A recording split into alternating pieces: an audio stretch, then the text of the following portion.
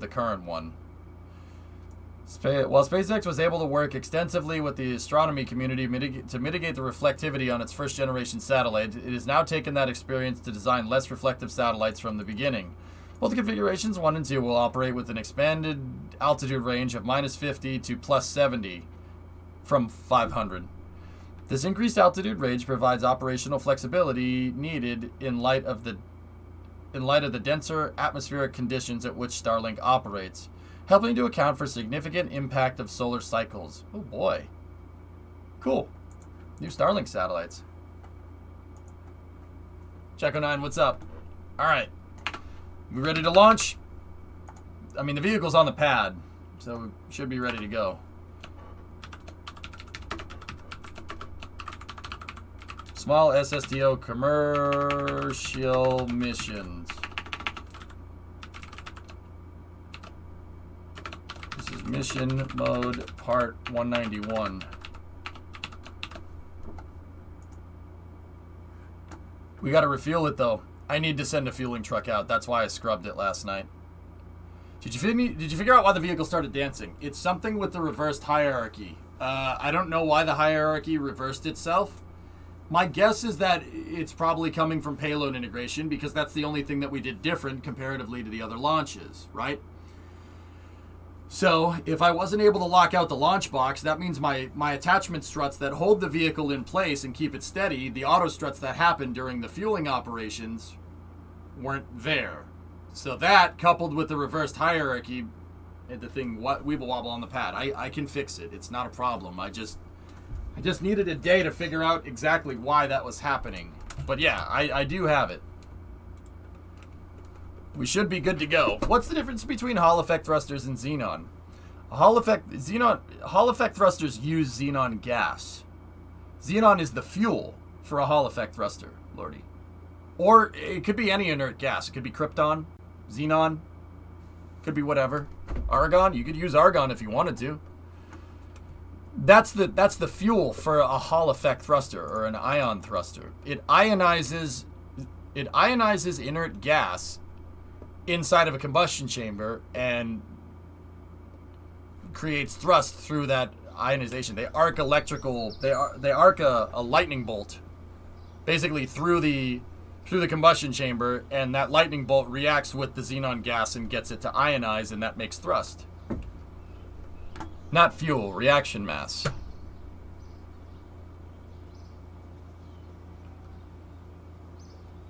Yeah, they got a word for that, John. It's called fuel.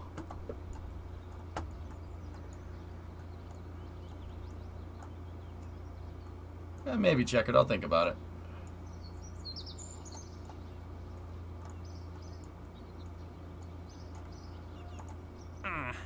Aha! All right.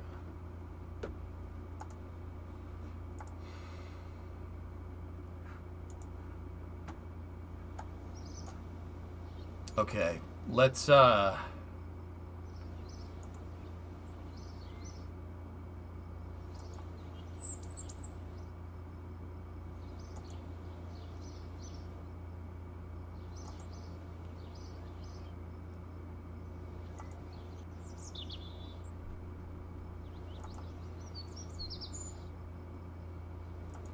right, let's go.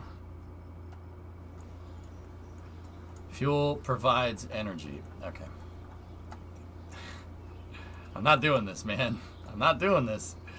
If I'm going to describe what xenon gas does, and I say it's used as the reaction mass to somebody that is not too well versed in what a reaction mass does inside of a rocket engine, do you think that's a good way to describe it?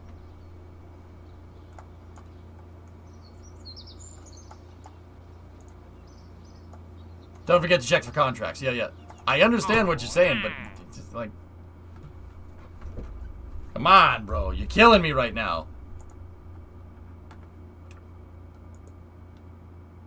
Position a satellite in a specific orbit around the sun with a Science Junior. I don't think we can do that just yet. Position a satellite in a specific orbit around the moon. Have an accelerometer on the satellite.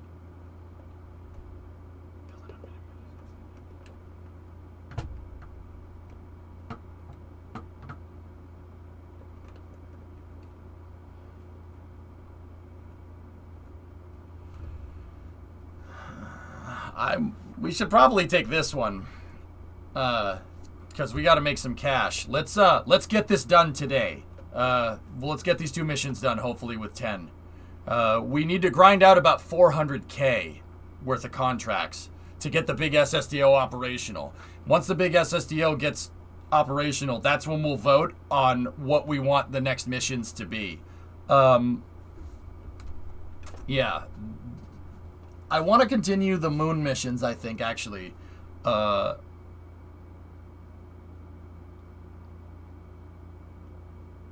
Yeah, we do have a lot of science. Mm-hmm.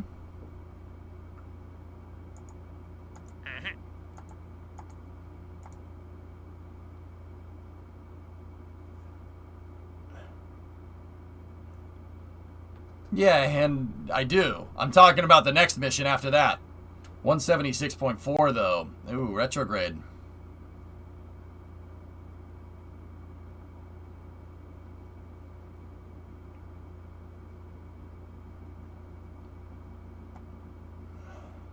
Yeah, I'll take that one. Later in the stream when it's relevant, can you explain how to orient your craft with the nav ball? Relatively low hours in KSP, and I keep messing up while docking. It really depends on your spacecraft orientation. That's the thing.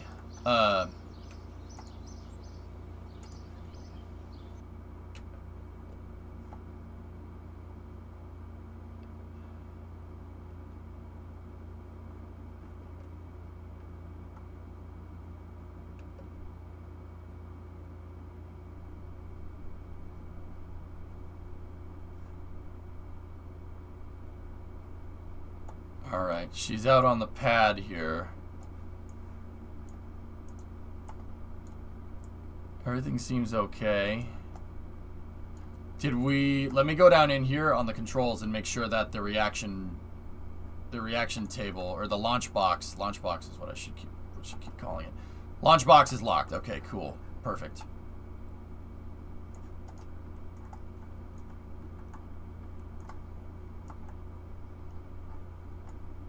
How are you going to get a satellite into a retrograde orbit with an SSTO that can barely get into regular orbit? It's around the moon, Inky. Around the moon is easy. That's no problem. All right, we're gonna need a fuel truck out here. So let's get the fuel truck out, and we'll go from there.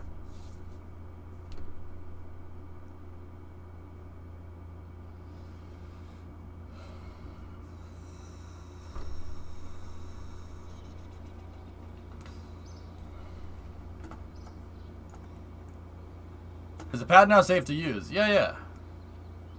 M rules someone for mission mode rules. Let's go over here like this.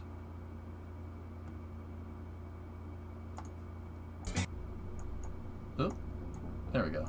Sorry. Always resets.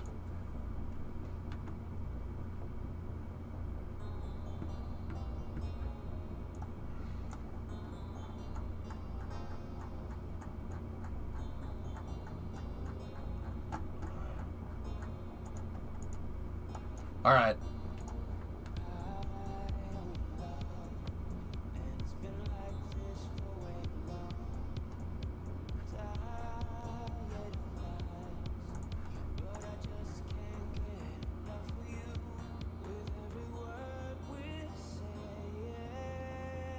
All right, so this one I think is a min-miss mission.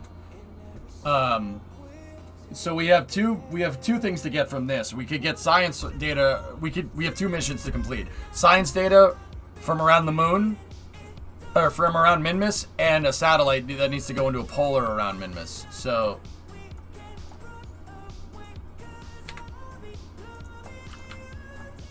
I don't have a 3rd engineer out on the pad. We just have Bill and Glebless right now because Herbal's up in space. Hey Frank, what's going on?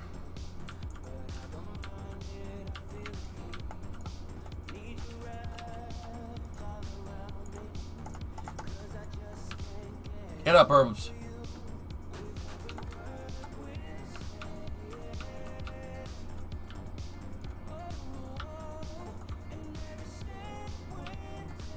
That's correct, Swishio.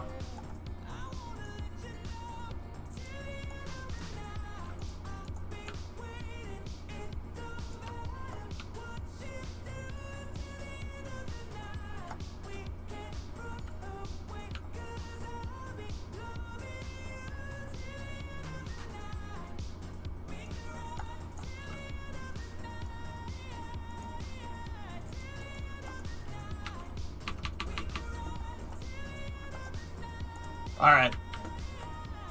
Fuel truck is here.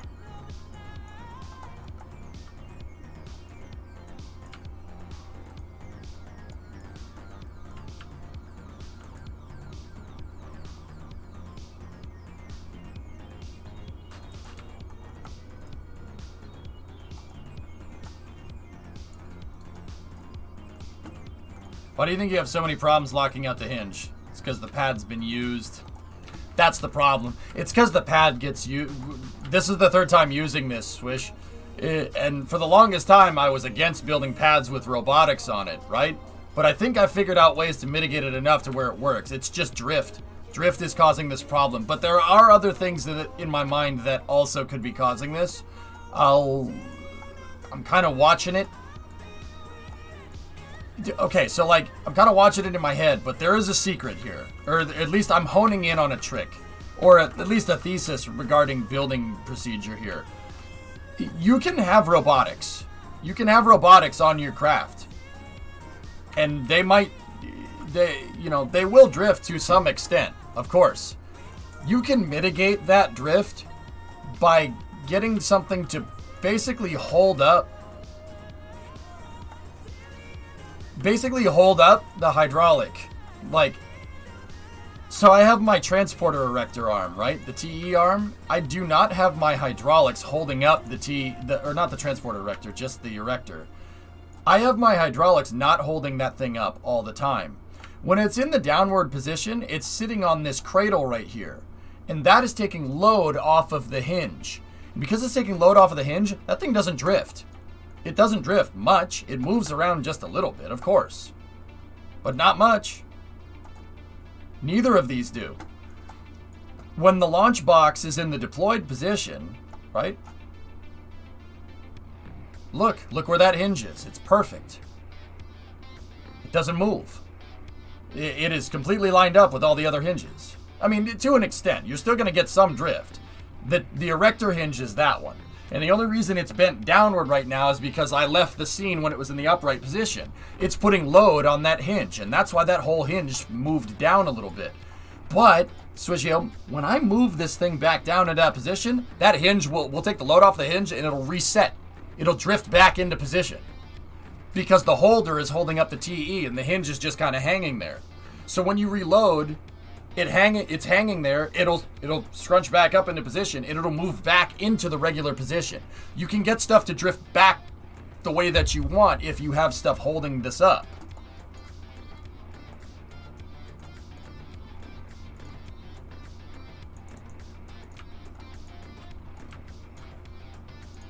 See what I'm talking about?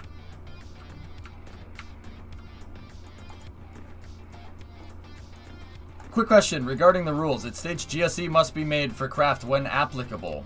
Is that saying GSE is only required for all big rockets, i.e. not a sounding rocket? Do sounding rockets not have launch pads in real life?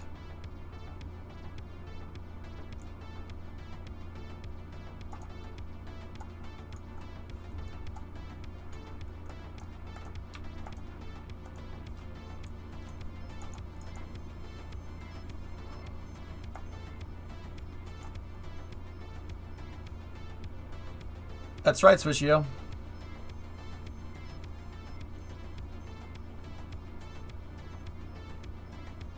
Any plans to redo the big one? The big one what? SSDO? I don't have enough money to do it. We have to use the small one. And I don't want any more funding from chat. I have an operational vehicle. I'm going to generate cash with it so I can get my big SSDO working. When I do that, you guys will vote on the new directorate. Basically, we'll vote on how long it's going to take to go out to the moon and back to do my lunar missions. The whole point of the SSTO even existing was to have a viable architecture to replace our lunar architecture because DART was a death trap. So, the vote is basically going to be on how long it's going to take for me to do lunar missions. How long is it going to take for me to demonstrate 5 lunar missions?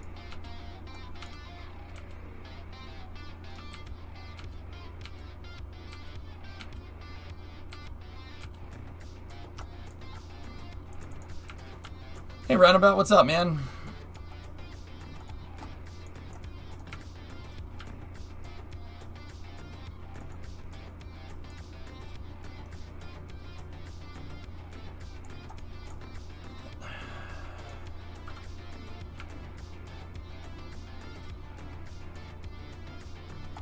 All good. How about you? I'm fine.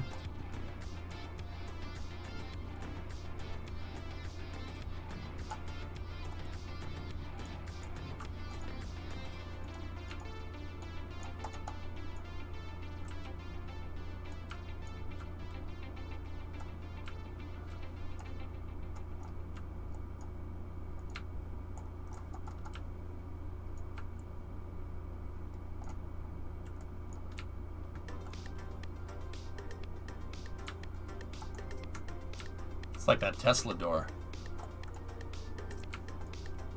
Alright, I'm gonna put Bill in the fuel truck. We'll just put him over here.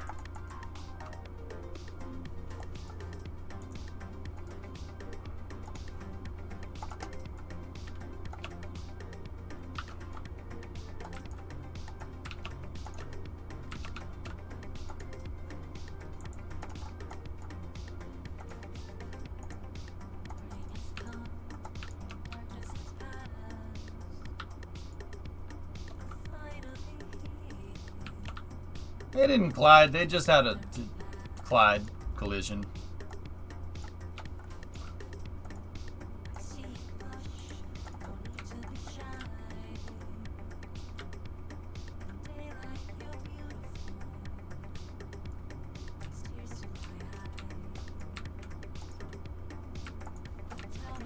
We'll just put Bill far away. And we should be good to launch, guys. Let's do this.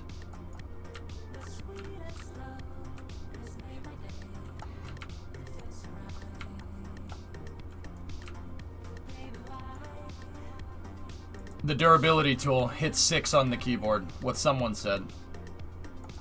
Okay. Let's coordinate a new T0 time in the mission log. Let's go.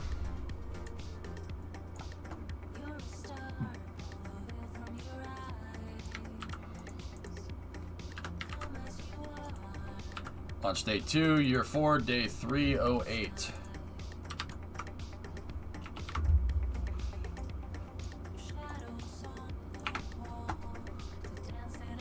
$439.02. So 4.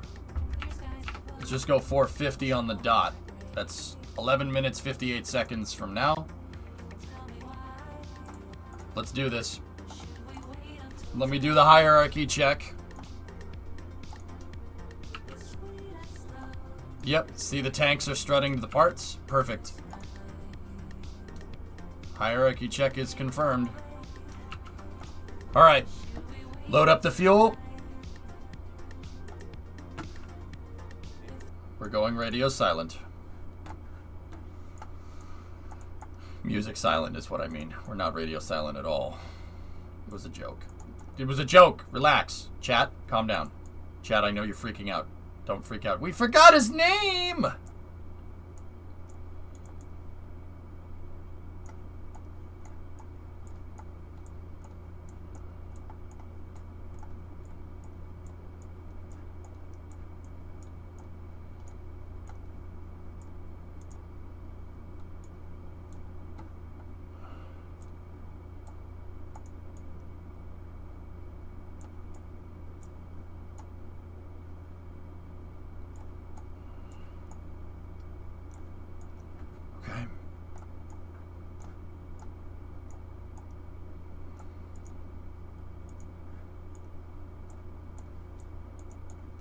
I'm just shuffling up the fuel tanks and making sure I have each fuel tank accounted for.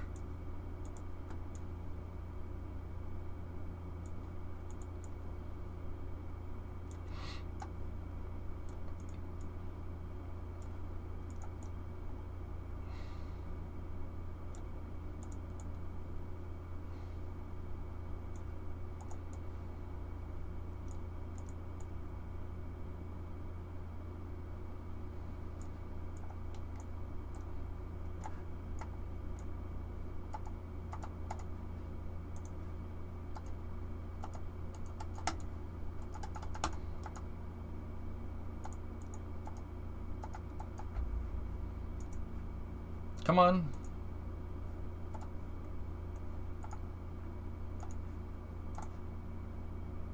All right. Chat, we are go for fueling.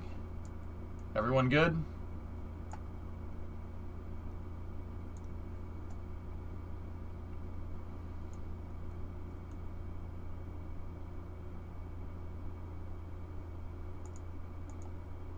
the only way I could fit all the damn fuel tanks in there, Kenwa. Flown multiple missions, roundabout. This will be its 10th flight. 3rd flight after refurbishment. I flew it 7 times previously, and then I recovered it because it was starting to break too much. And then we put it back out with the same serial number. And we refurbed it. It's flown 10 times in mission mode already. 1 time with Kerbal. Kerbal's on the way up and down. This thing's, dude, 10 is pretty good, man. It's pretty good vehicle.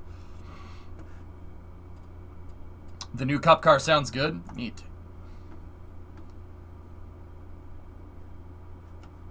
Let me hear it.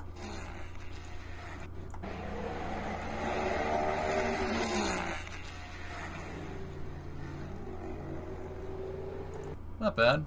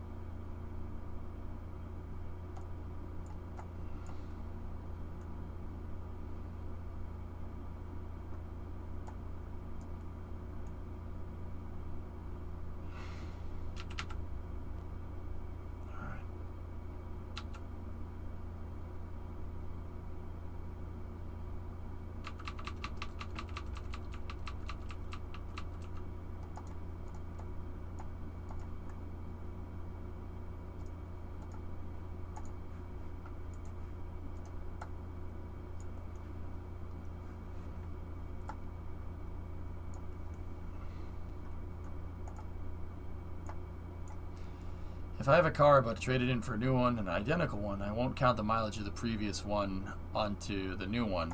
So by that logic, Swishio, Discovery, a shuttle that's flown 39 times, was flown 39 individual times. Because they basically took it apart and put it back together after every flight. By that logic, Discovery hasn't flown 39 times, but it's a shuttle with the nameplate Discovery has flown 39 missions. That doesn't make any sense.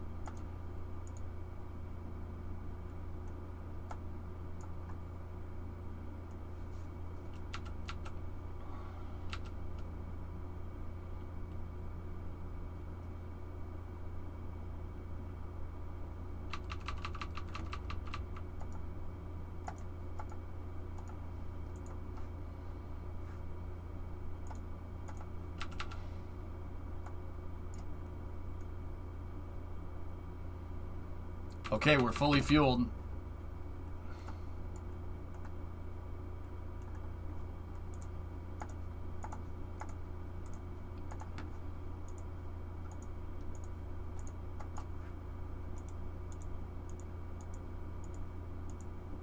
Switch, you know the shuttles went back to the factory multiple times through their careers, right?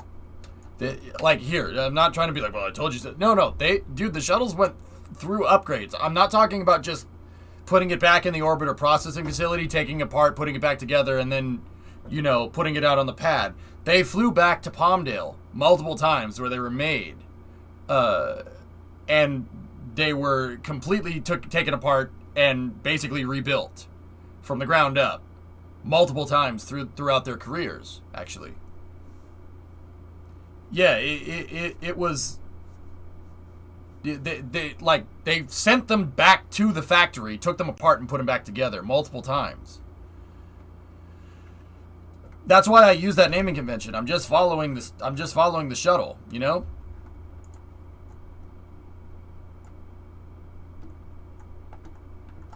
There was only once or twice per orbiter, Just Space. They went and upgraded them, like putting the glass cockpit in and stuff. Anyway. Keeping an eye on our alignment here. 89.7, roll 58.8, 239. Yeah, we're definitely a little crooked, but that's okay. Alright, let's do this. Flip this on over here. Make sure our control point is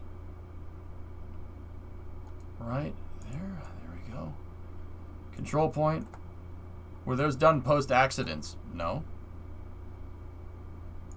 They upgraded all the shuttles to a glass cockpit in the late 90s. Groundside pyrotechnic system right there. That's open. We said 50 on the dot, so we're T-minus 2 minutes and 54 seconds. So groundside systems are, separators are online here. Let me just do the, actually I gotta do a fuel rebalance. That's right. We have to rebalance it so they don't drift. For whatever reason, balancing the fuel evenly between all the tanks also prevents hydraulic drift. I'm not exactly sure why. It has something to do with how much the thing drifts, being around the center of mass of the pad. It's something weird. I don't know the exact reason. I just noticed that it happens. And if we trim out the fuel, right, and we bring the center of mass right back onto the center line, stuff doesn't drift as much. I don't know why.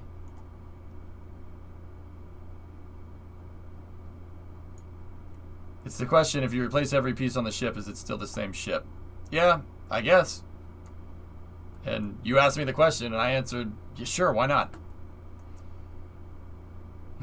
Sure, why not? It's my stream. I can run it the way I want to, man. It's my stream, bro. You look, I like the baby Jesus version better, okay? If you want your stream to have, like, you know, baby Jesus or bearded Jesus or even teenage Jesus, you can. I like the baby version better, all right? Sorry, I'm being a jerk. I'm being sassy with chat. All right.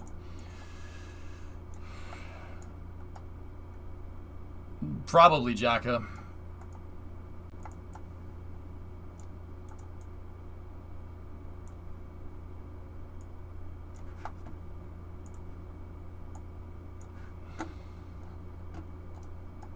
Okay.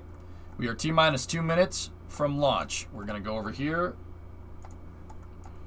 And we're going to mess with the controls here. T rotational control. We are unlocked.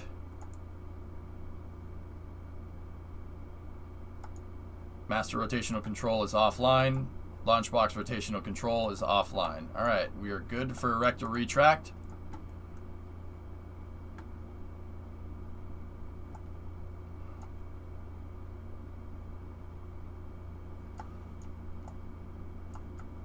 Okay, stand by for TVC checkout. Make sure that the engine thrust is set correctly. Throttle output is set correctly. Okay, cycle the throttle here. Go for engine chill.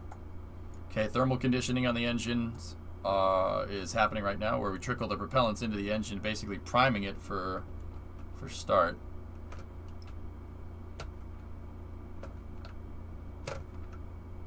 TVC checkout is confirmed. We'll now move to begin groundside gaseous propellant closeout. Gas closeout is confirmed. We're reading a full tank of gas.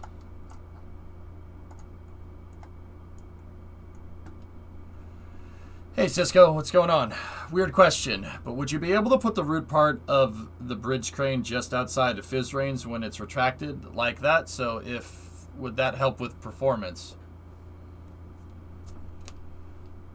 Yeah, it would. But I don't like having objects in render. Oh, jeez. Come on, EJ. I don't like having objects that are in render range that aren't in fizz range, because if you switch to them, you're offloading and unloading physics on two things really, really fast. And yeah, we'd get better performance during the launch, but the pad, I find that the game likes Kraken striking when you do that, dude. Don't get me wrong, it probably could take care of it. It'd probably do it, but I don't want to. And I don't think that's going to be a good idea. Okay, so let's begin final checkout here. Make sure that all of the control surfaces are locked out. Control surfaces are locked out. Body flap controls. Okay.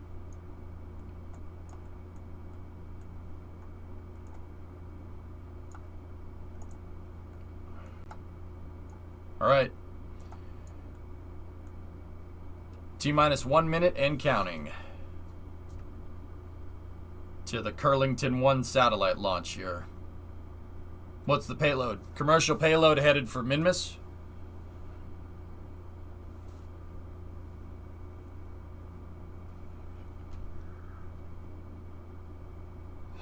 This is a redo of the launch that I wanted to do last night.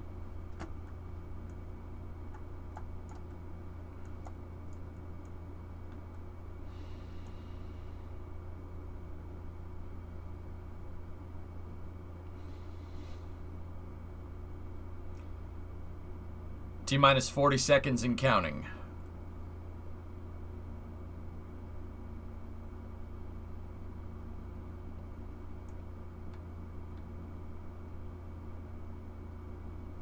Simulation's going a little slow today, but that's okay.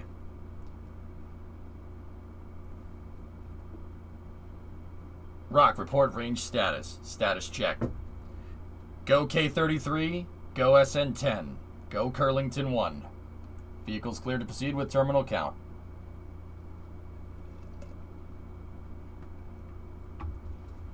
I'm ready to go, Chad. Are you ready to go? 20 seconds.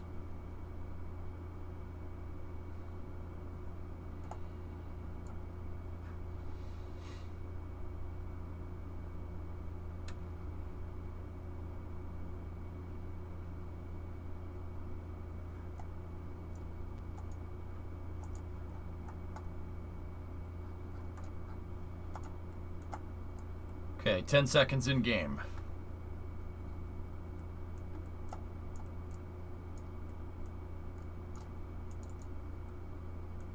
T-minus 10, 9, 8, 7, 6, 5, 4, 3, 2, 1.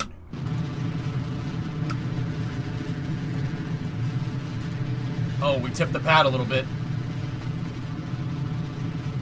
We got a liftoff. Curlington 1. Cleared the pad. We're go for roll.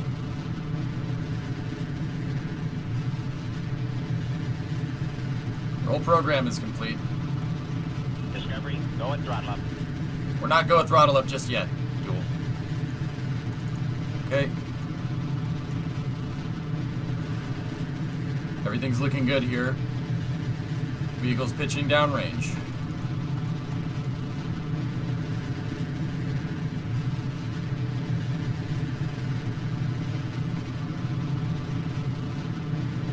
Yeah, flames went right through the pad, King, but hey, whatever.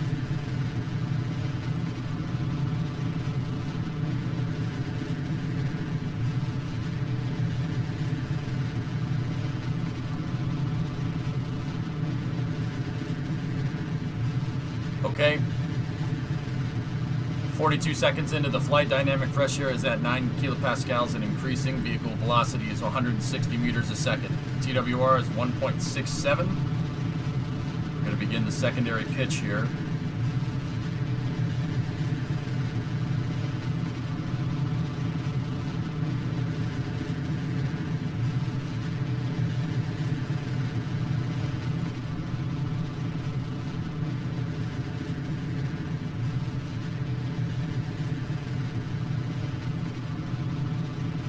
We have achieved maximum dynamic pressure. We're now transonic.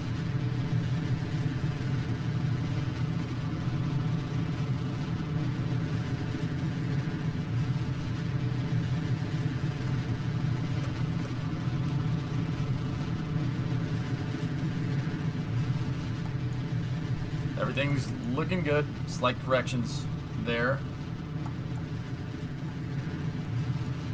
Crossing 500 meters a second. Everything's still looking good here.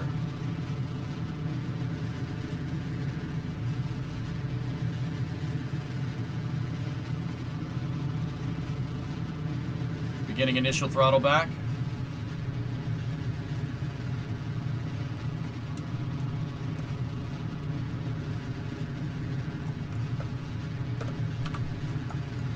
Trajectory is looking good. Should be switching over to the orbital transition now.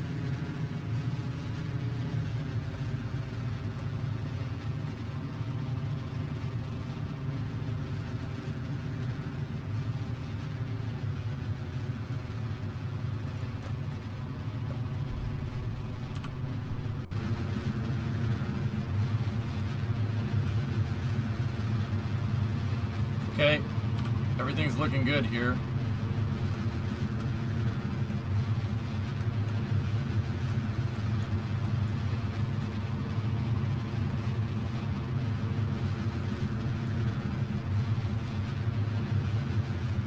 Engines have gone into deep throttle mode, twin KS25s.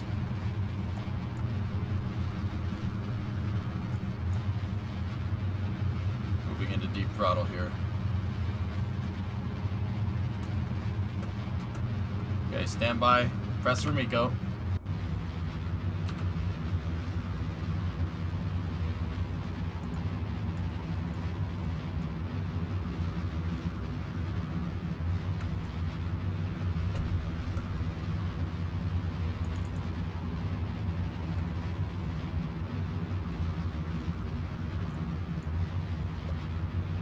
Okay, we have main engine cutoff confirmed.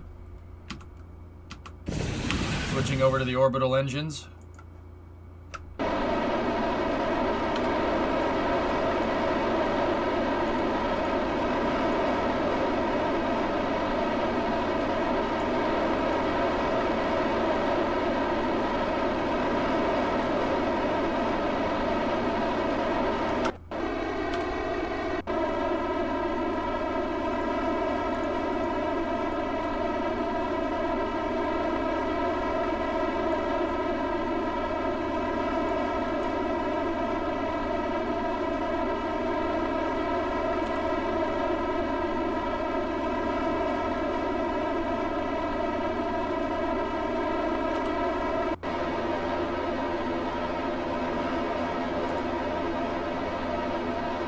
Might need to relight.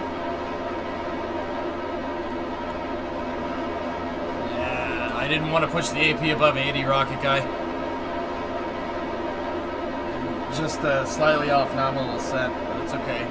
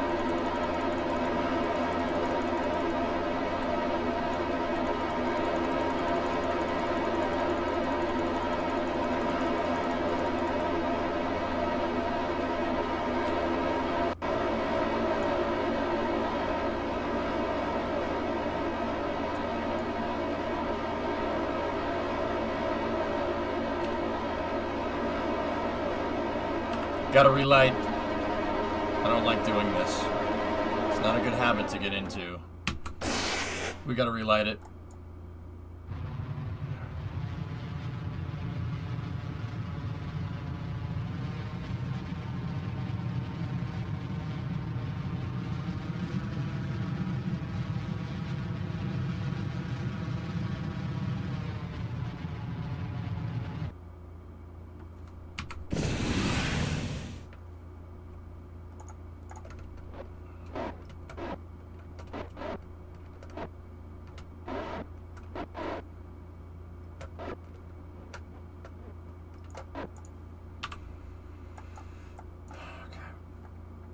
We can go with these. I know we got plenty of fuel, but we could have had more. That could have been more efficient. 5 seconds of burn time more for main engine cutoff would have been fine. Okay, 85-1. 85-1 by 83.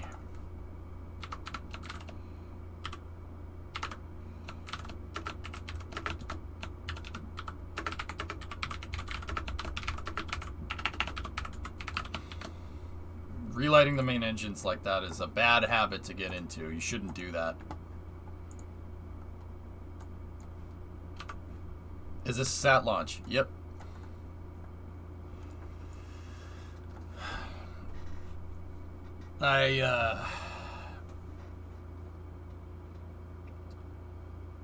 Before I went too shallow. That one I went just a smidgen too high.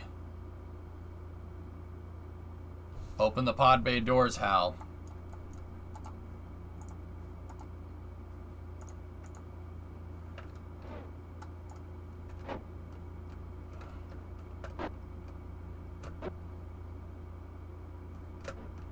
Might be a good time to look at improving the OMS in the next revision. Yarg, I think it would be better to just get better at ascent profiles. Yeah, I think that would have a lot to do with it. I mean, we could even work into automating this ascent profile a little bit more because of our differential payload mass is not that much. It's not going to take much to get something that's like averaging like a 1-ton payload mass, which is about 50% payload capacity to orbit with this thing. We could automate around that and then just adjust it very slightly in either direction because, once again, the majority of this vehicle that flies into space is not payload. It's vehicle, you know? What do you think? I think it'd be better to do that.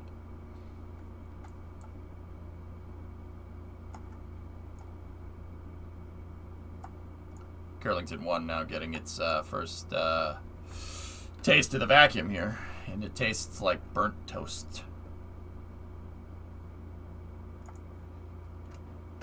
Yeah, Element, I'd say we just need to fine-tune this. Just fine-tune some things here and there.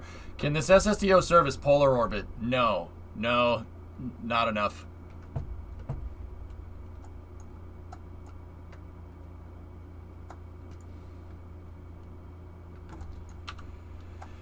Nah, Rocket Guy, I don't think it could. The big one, absolutely. The big one can get to polar, no problem. This thing, nah, not really.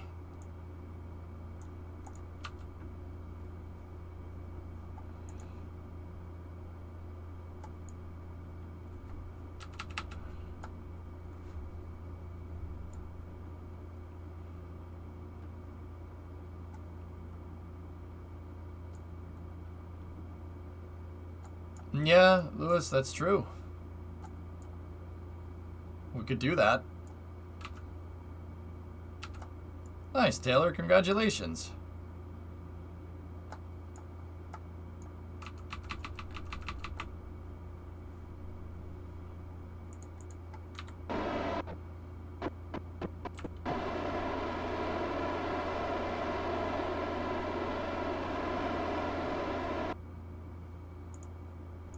Okay. Just got to get us into the right orbit here. I'm going to shore it up to 85.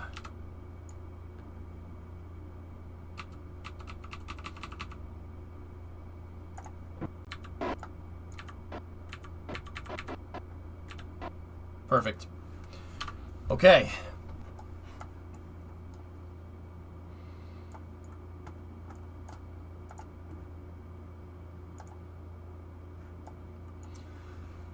Unlocking the payload. Moving the dispenser into the deployed position. Curlington 1 inside of the payload bay.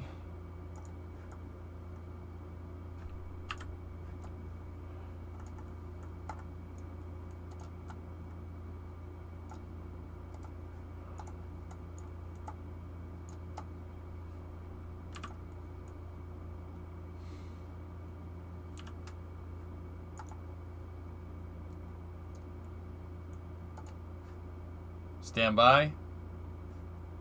Extending the antennas in preparation for deploy. 4 antennas are extended. Sending the signal for decouple.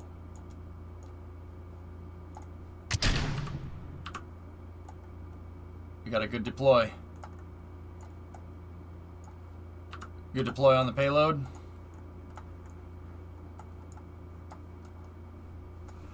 Discovery, go at throttle up.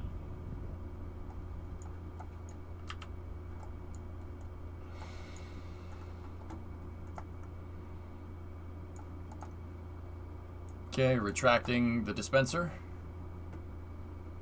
Yeah, Jason on the big one. Can imagine how it's going to look there. Vaingloriously, 41-month resub. It didn't stick this time. Yeah. don't do that. Shh. Okay. Cool.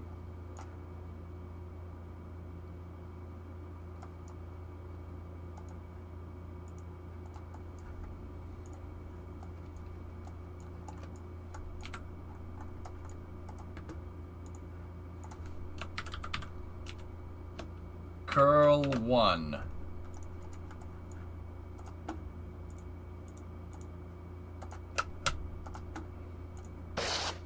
Okay, propulsion systems are online on the satellite.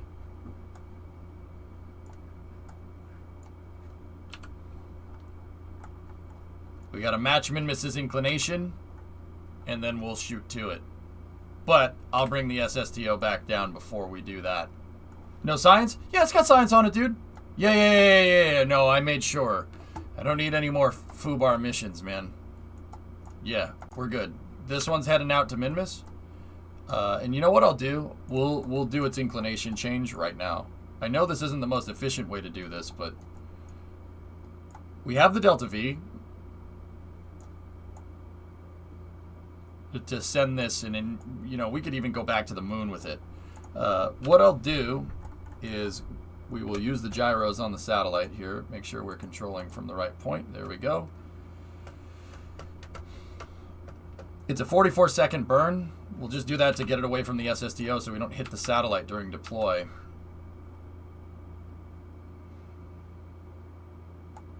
That decoupler was the contractor's fault. It was immensely complicated and high risk. Yes. I hate memeing that, but it's so damn funny, dude. Oh, it's so mean. I feel bad. Okay, ready?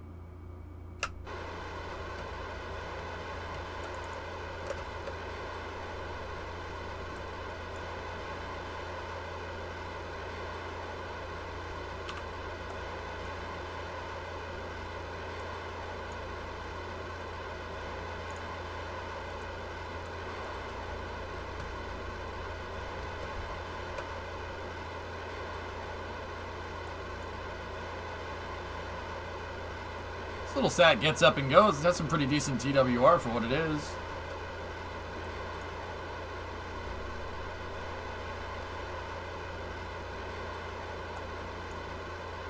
Is that a Curie engine? Ha ha ha. Okay. We've matched Minmus's inclination. Now I'm going to switch us back over to the ship. Why didn't anybody tell me I made an exclamation point there? Alright, shutting down the engine. Let's get the SSTO home. Have you ever accidentally collided with space debris? Never happened, ever, unless I did it myself. I may have collided a space shuttle with a space station a couple of times. Does that help?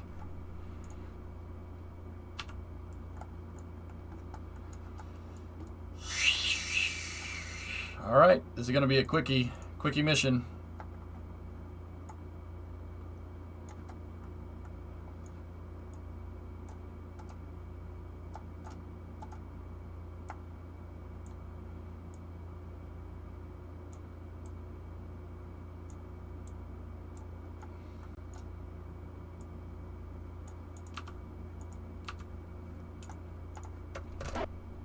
Okay, closing up the payload bay. Orbiter maneuvering systems are online. We got plenty of fuel left over.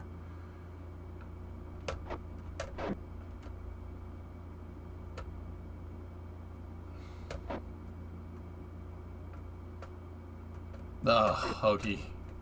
That was a killer. Okay.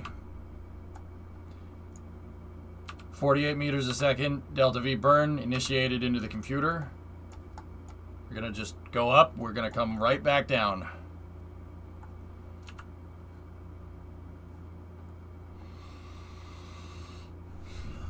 Oh, man. Stretch.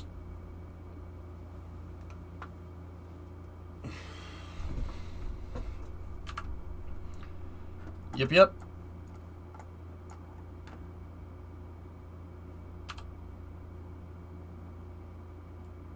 We got a 58-second burn time. We're going to half that, so 25 plus 4. So 29. So we are T-minus 33 seconds out.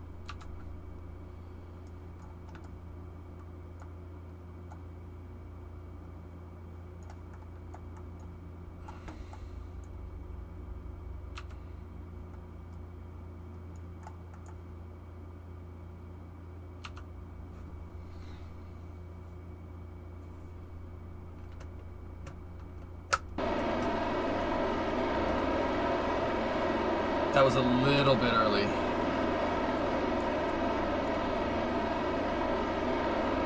Nice shirt, very appropriate for today. I know, right?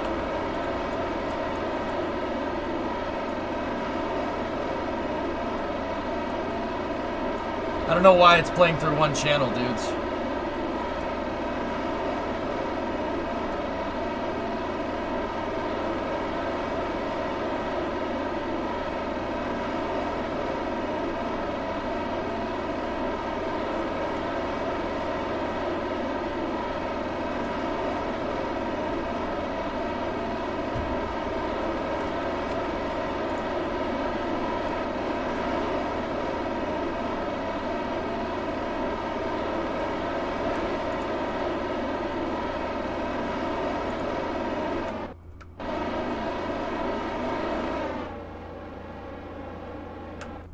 Okay, orbiter maneuvering burn is complete. Reorienting the vehicle.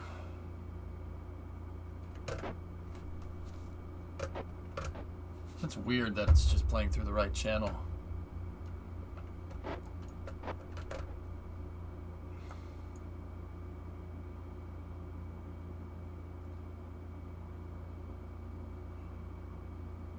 Yeah, I was about to abandon it, Jason, for the big one, and who knows where that would have went. This is actually a little capable vehicle. It's pretty cool, man.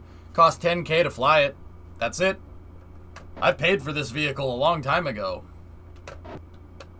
I mean, this vehicle itself, it's done revenue missions now. Actually, after this, it'll have, every mission after this that we fly with this thing without recovering it is profit. So, I mean, we're still in the hole a couple million, to be honest with you, but that's not the worst. How much more before we see another flight of Jebstar? I need about another 400K here. This one is going to net us 100. The next one is going to net us about 100 as well. Okay. Set that into the deploy position. Pitch control on there. This one is set to roll control. Put that up there. This one goes over here. We will lock that out from the deployed position later. Speed brake control goes right there. Let's check for speed brake articulation. Speed brake articulation is gravy. And get our body flap controller up. Body flap pitch controller is on. Oh, don't pitch it up too much. Move that into the downward position at 3.2. Set RCS to find control.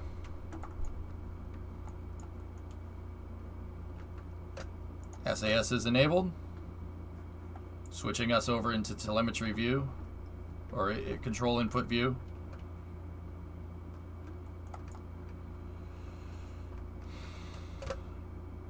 Landing gear. Landing gear is good.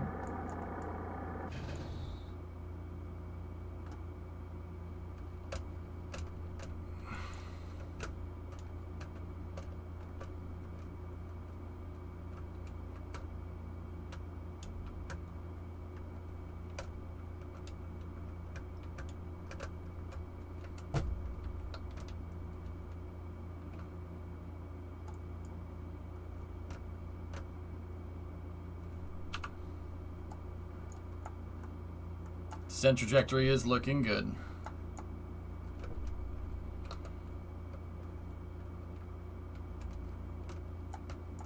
You need epic music for these re-entries? I leave the music off so you guys can do it. I think what we were...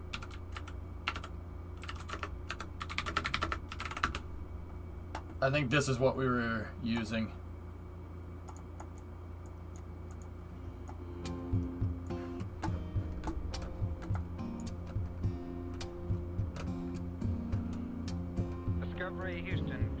Seaside! Hey, thanks for the host, man.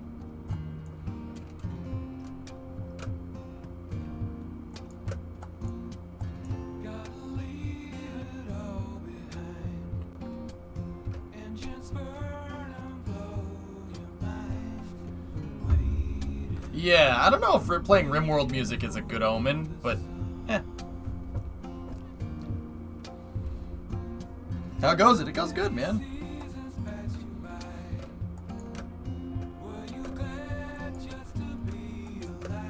Stand by for the fiery stuff, dudes.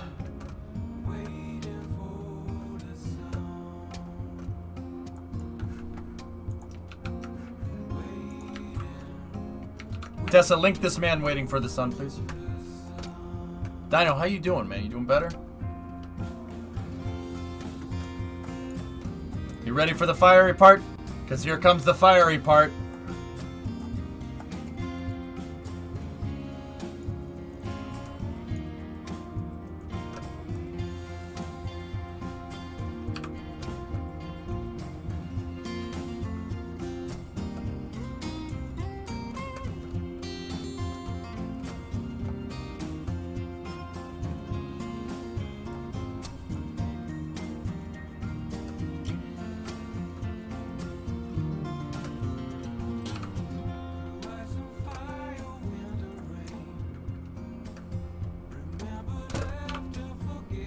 Trajectory still looks good, dudes.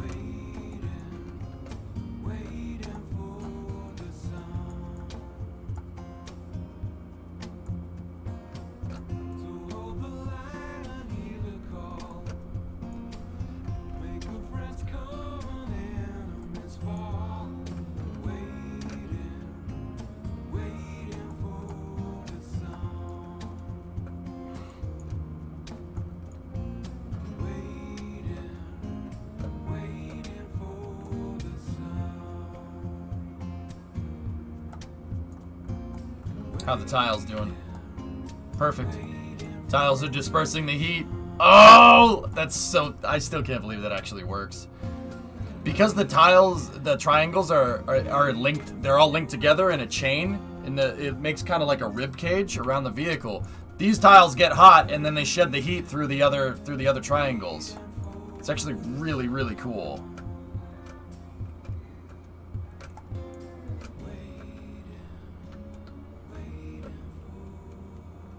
The sun. Trajectory's still looking good.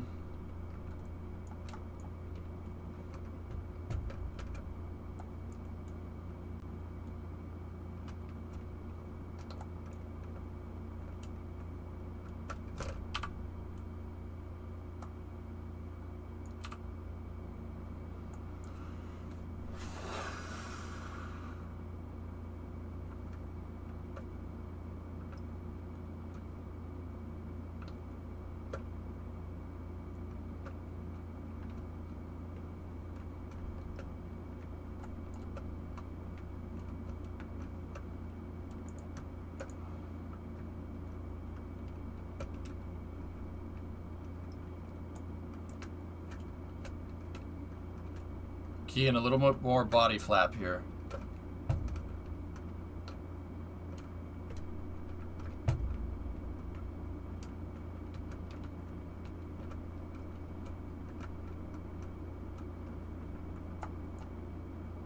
Oh, that looks so cool, dude.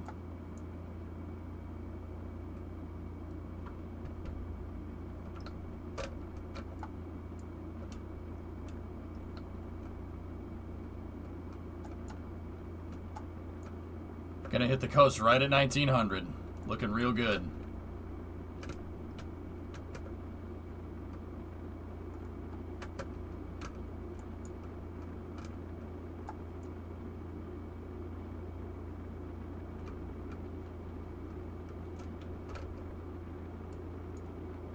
For a brick.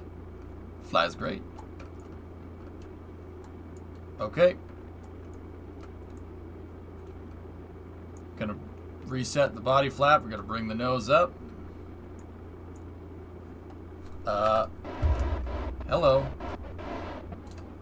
Lot of nose up moment there.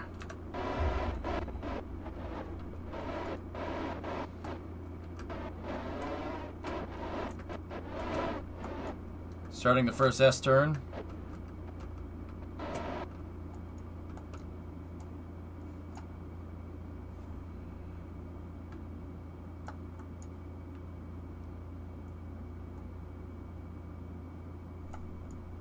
Perfect.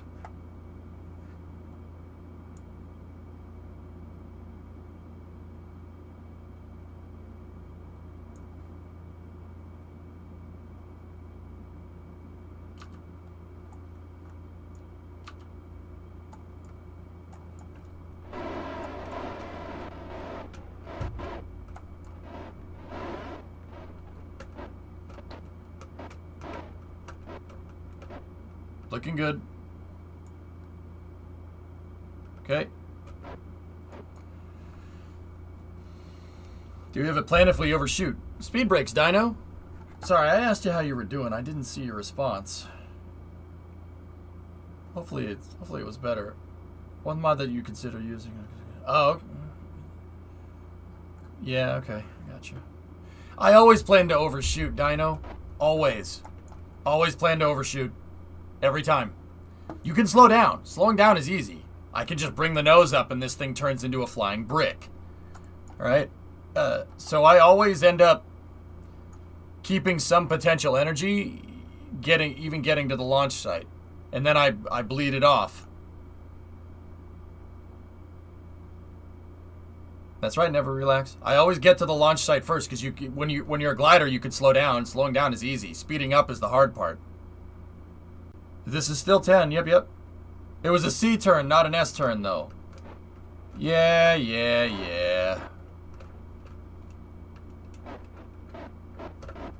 Okay. Undeploy that. Bring in the yaw control here. Keep the nose up. Calm it down.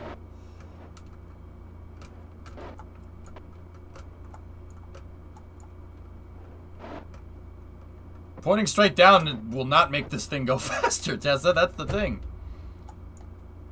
A little bit of a later flare this time. Yep. What do you think, Android? When did I do it last?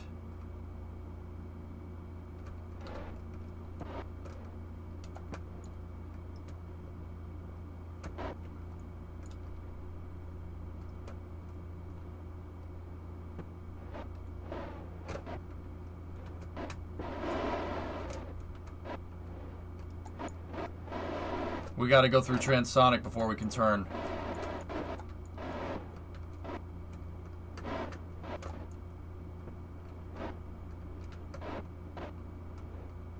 Okay, we're in transonic. Perfect.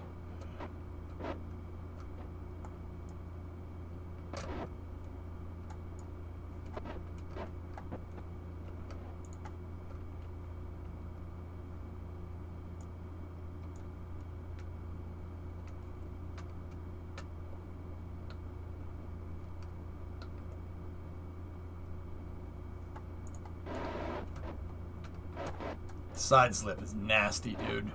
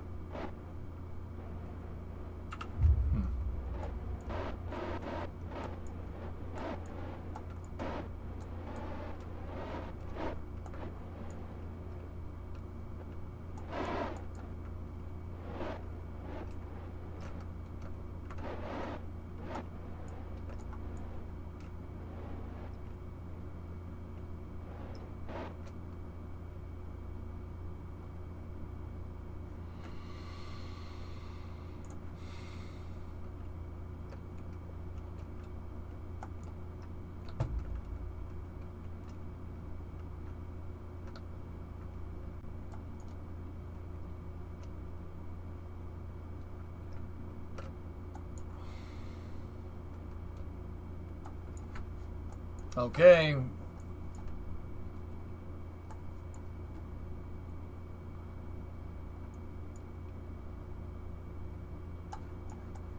Yeah, screw the island. That's 20 kilometers away. I'm not doing that.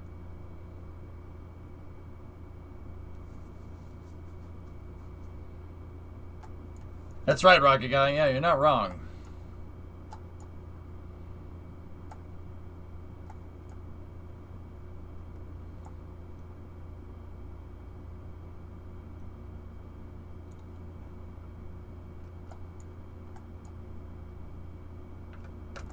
10 coming down here for a alignment on runway 27.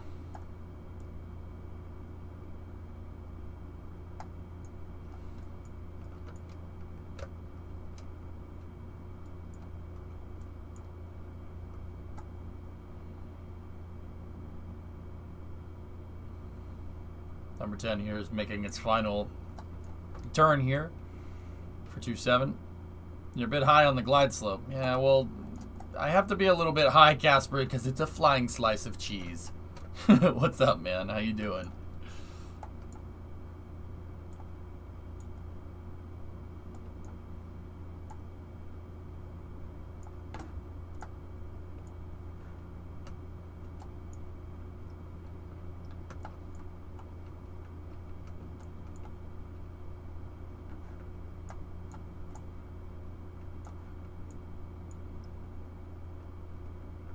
Okay, we're lined up with 27.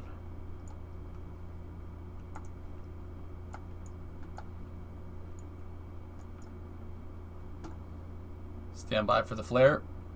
Gear coming.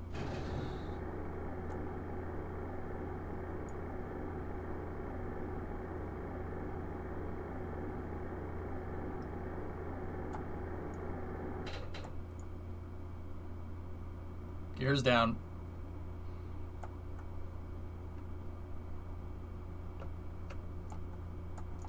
Wait for it. Okay, here we go.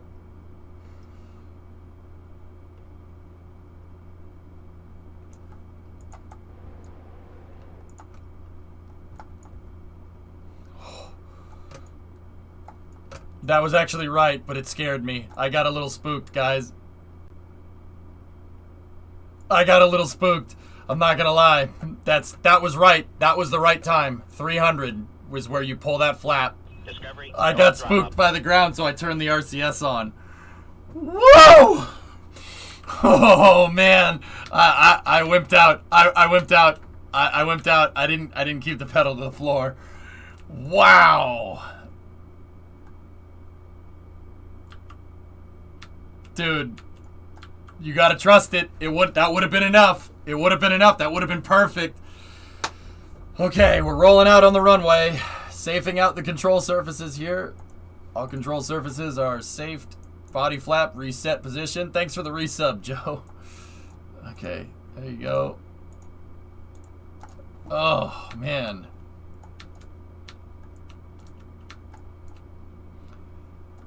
Okay, now we gotta go send that satellite.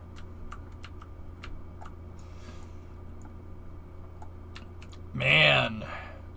Dude, that was scary. Did you see how fast the ground came up? Holy crap. That was scary, dude. That spooked me for a second. I'm like, no, don't crash into the ground, please. Okay, we have wheel stop.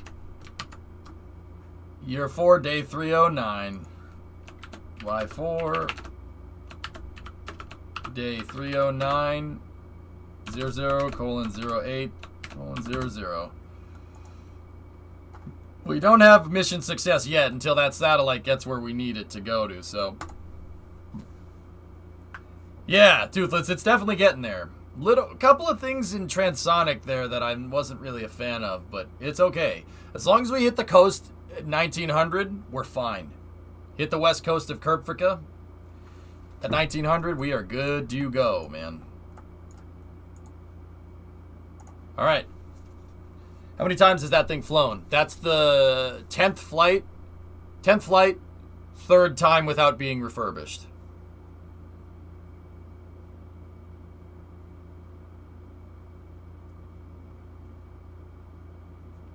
Can we name 10 now? I guess. Yeah, that's right, Yarg. You're not wrong. All right, so let's get an injection orbit over to Minmus here.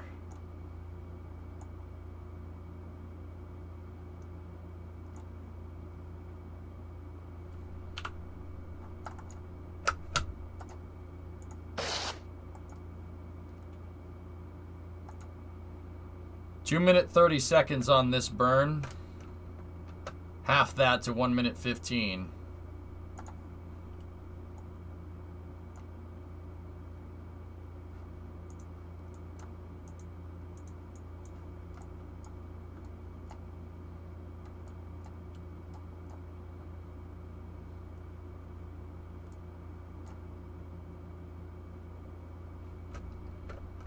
Okay, stand by.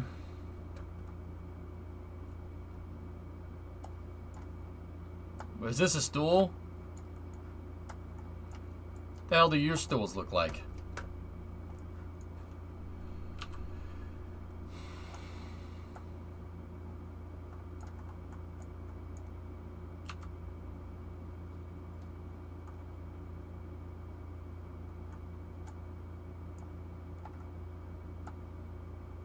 Are parachutes for reusable rockets cost ineffective in real life? Yeah, parachutes are complicated, man.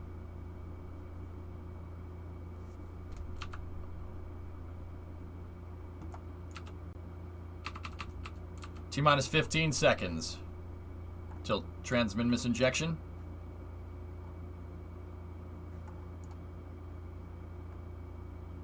Five. The hell is that?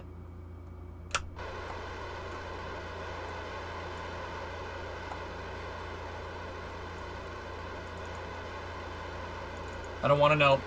Just, you didn't see anything.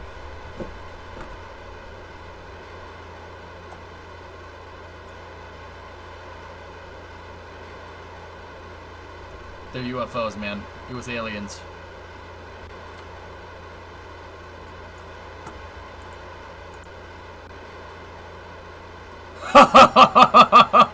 Splash down. Right. Yeah. Okay. Sure. Splash down. Can you explain how parachutes are complicated in real life? Seems like in KSP, the more parachutes equals better. But I'm assuming it's not just realistic.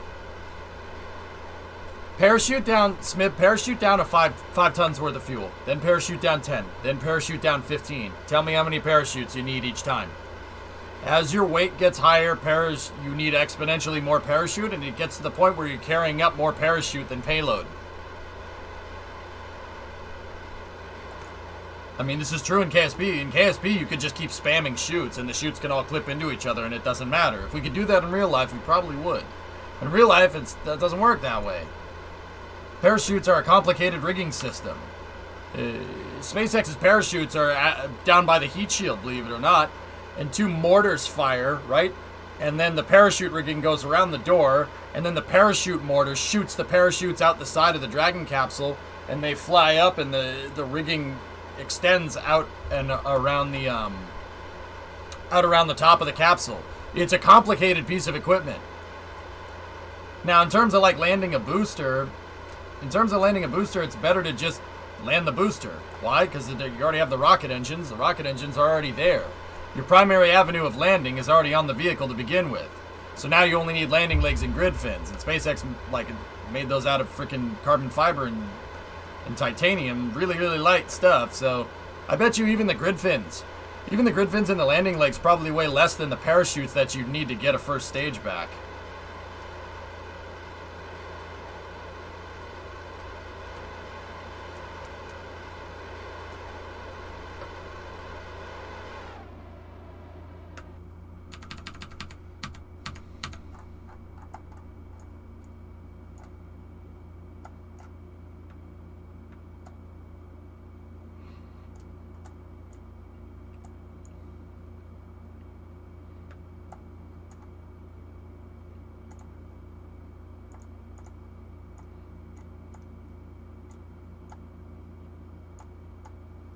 Oh, Minmus, it's so easy. So easy.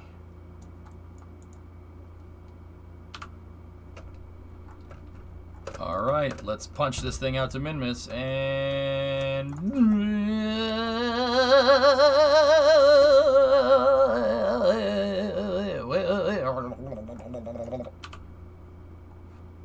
Yeah, those noises, we made them.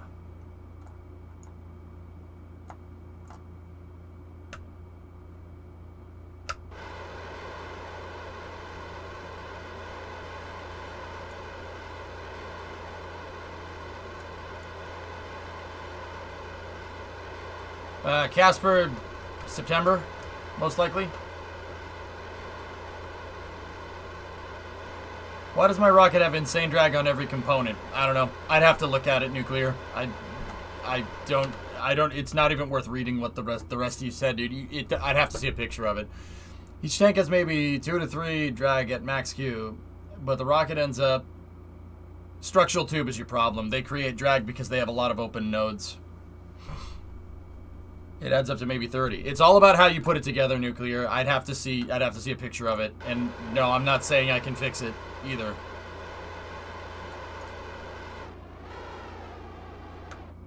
Okay. We have captured around Minimus. And then we have to do something like this.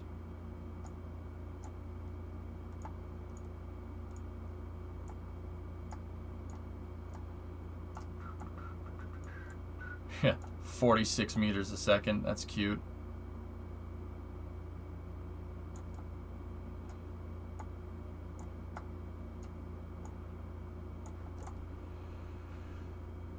We just got to make sure that we don't lose that connection. That's going to be very, very important to not lose that.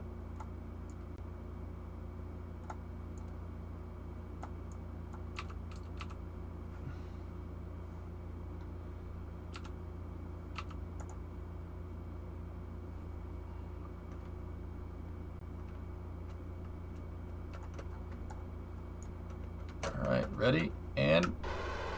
oh, jeez, Minimus is such a joke, dude.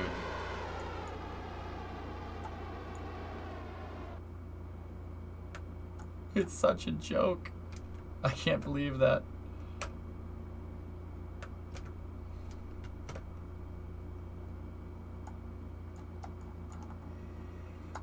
All right.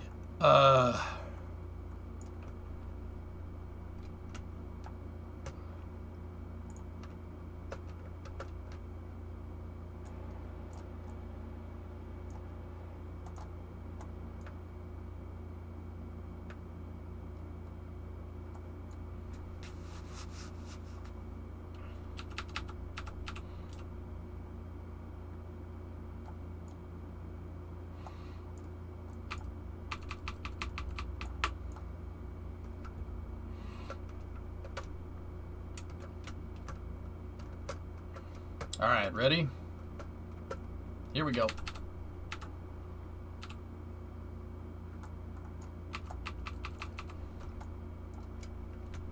Got to match up the inclination here.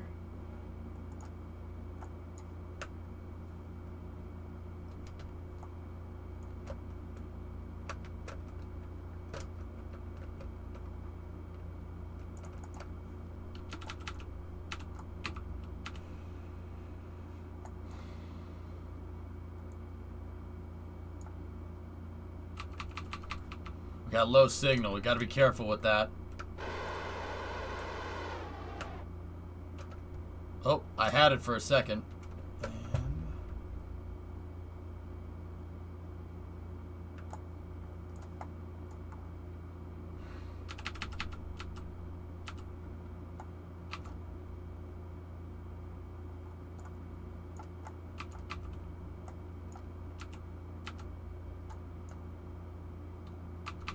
Looks like the longitude of ascending node is just a little bit out.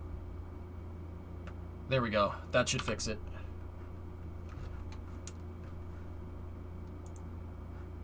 Position a satellite in orbit around Kerbin. Nice. And log temperature. Transmit science data. Boom! 100% mission success. Sick.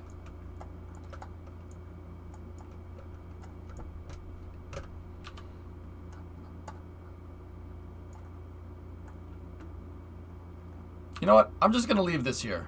In case there's another science data from the surface of Minmus contract floating around.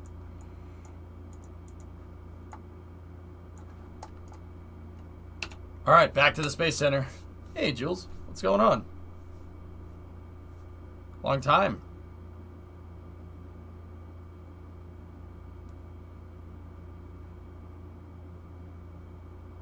You guys earlier, I don't know if you saw it. Still a bit crappy, but doing better. Just keep going like you said. Thanks for asking. Right on.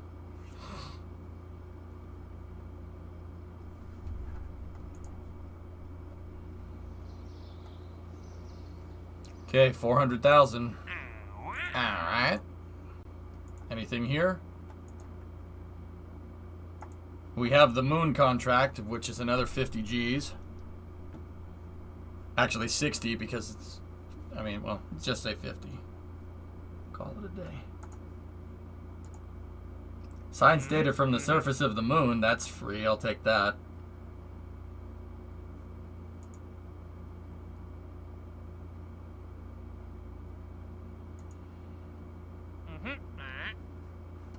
Alright, back it up.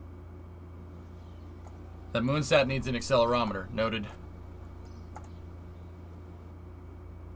We're not landing on the moon now. I have science probes down on the moon. I can just transmit the science, dude. It's no problem.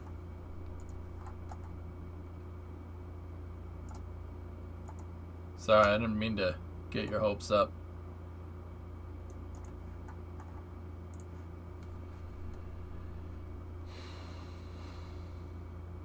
I don't know. I'd have to go look, Tessa.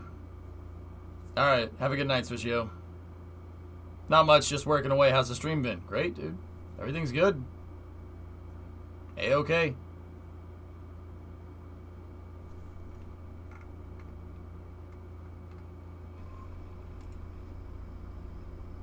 More footage. Oh, very nice.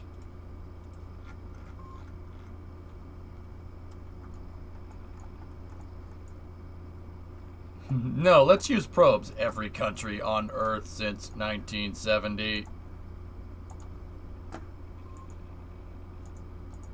Easy money.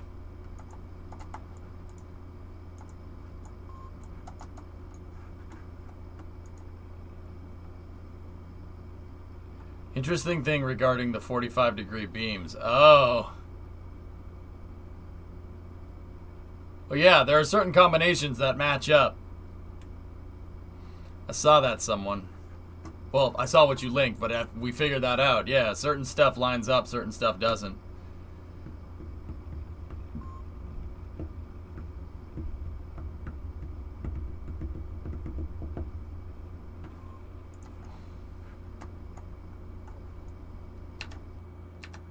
Never knew the science modules made science noises? They don't. The surface experiments... Oh, we blew that one over. These ones do.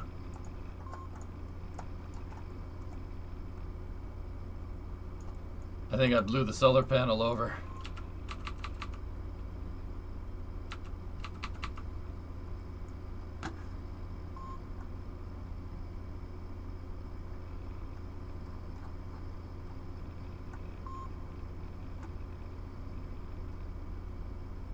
Something went wrong with my hard drive and now Steam has to download 451 gigs of mods.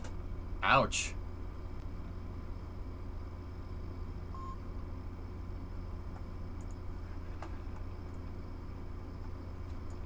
Sound on the moon. Ah, yes. It's for gameplay purposes. Shut up.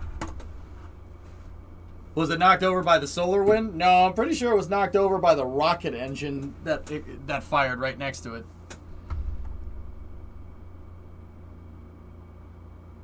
Alright, let's check more contracts, dudes. We're almost there.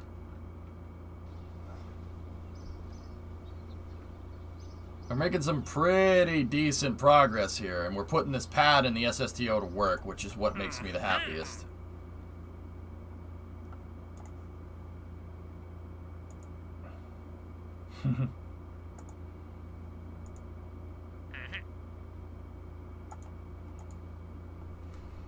Extract 850 units of fresh ore from Minmus, 139. 139,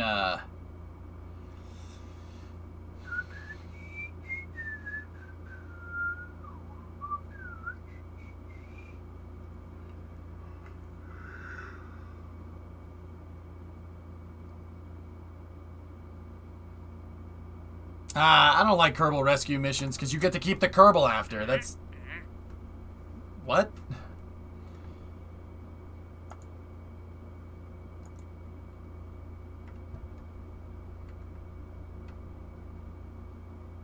Yeah, right, JC? I know. Is that a hard thing to ask? Ow, wow.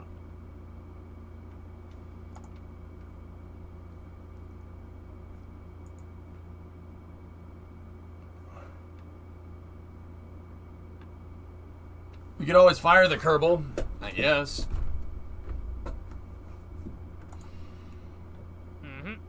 This is the next mission we're going to target. Build a new unmanned probe that has an antenna and can generate power. The probe must be fully assembled when launched. Reach the designated orbit around the moon within reasonable deviation. Have an accelerometer on the satellite. Maintain stability for 10 seconds. Okay. Or you could build a Kerbal hotel and retire them there. Alright. Recover the fueling truck. Oh, we're crossing 500k, man. That is the payload truck, which we're going to need to recover.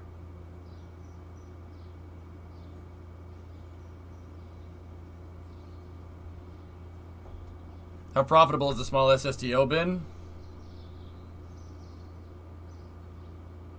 I think we started with 180k. Yeah, 180k.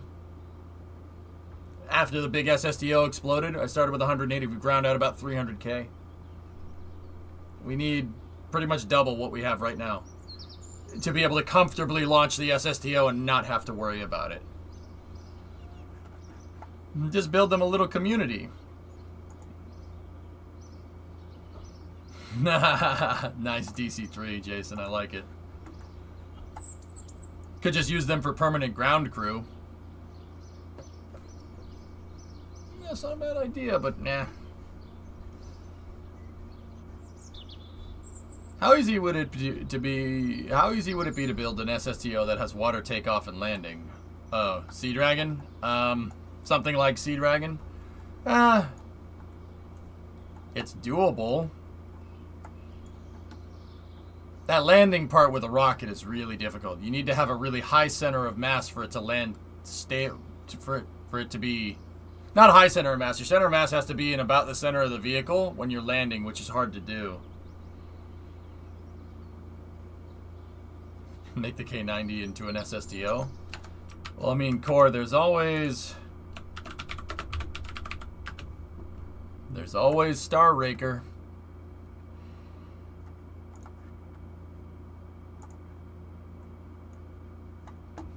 There's always Star Raker.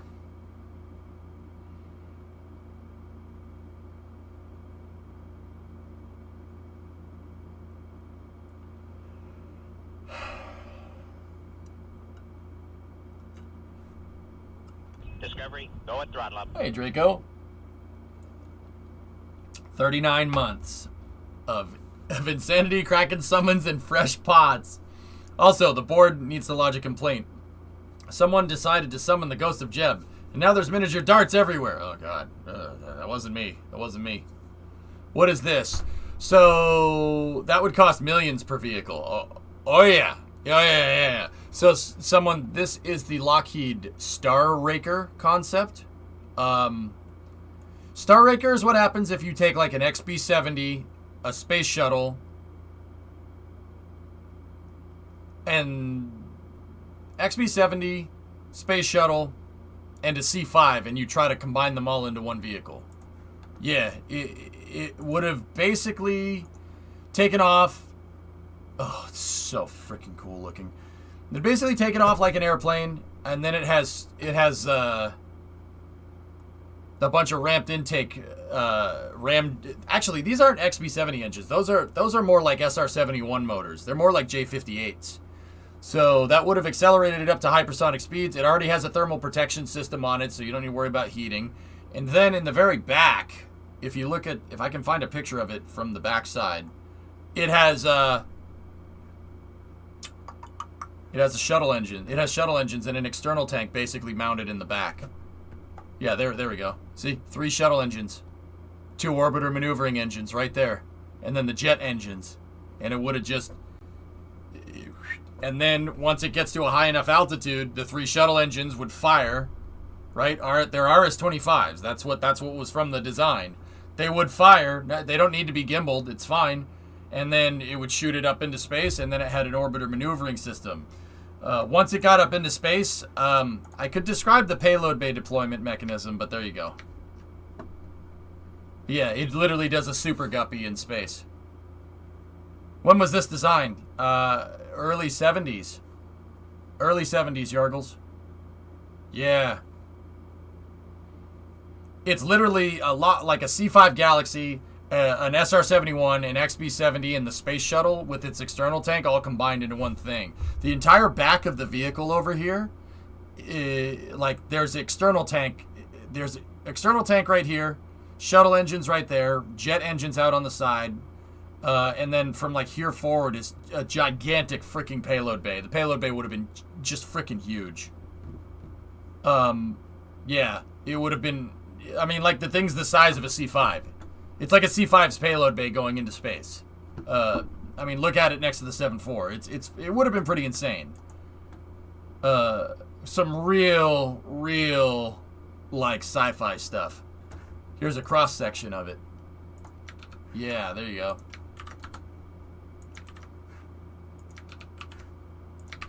Look. Oh, yeah. Dude.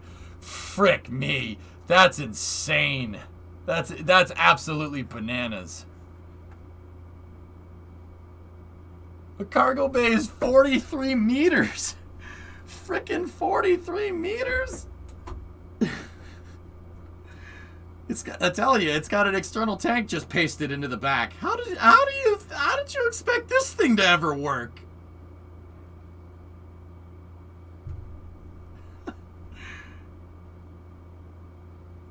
Yeah, exactly, Jay. So Star Raker Wings Wednesday build when? Look where the LOX tank is. LO2 ullage tank. In the frigging tail. Yeah, okay, yeah, that would have happened. No. No. That just says the ullage tank, though. That doesn't say the main LOX tank. Yeah, it's basically got a Saturn V. Actually, it's more like a Saturn V third stage plugged into the back. That cargo bay can fit a starship inside of it. It really can, yeah. Yeah, actually, it can. The fuselage is just 10 meters. Dude, it could fit a freaking starship in this. That's bananas, man. More like lol tank. I'll see myself out. Gotta be scramjet. Yeah, they're SR-71 motors. If I'm remembering correctly, Yarg. I think they're J58s. Oh, that's an ASP.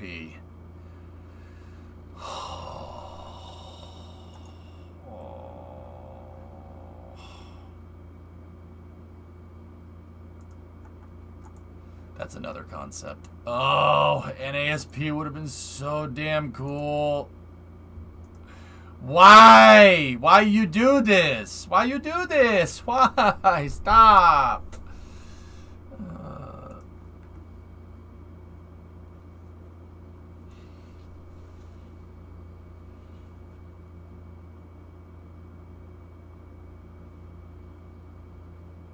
I don't think even SR-71 engines. I mean, J58s are no joke, Yarg.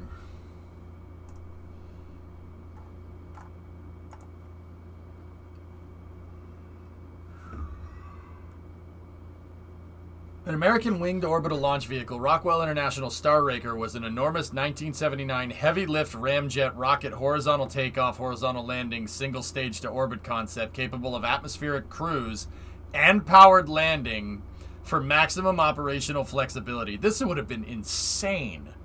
Payload is 100 tons? Bro!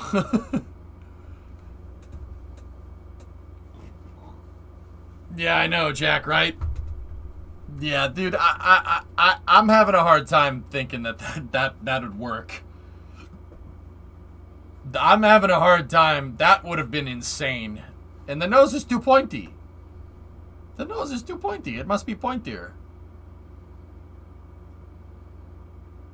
Oh, Smib. No, too real. Too real, bro. Too real. Too real. Rockwell studies in the late 1960s indicated that Mach 6 turbo ramjets... Mach 6 turbo? Oh, yeah. Oh, yeah.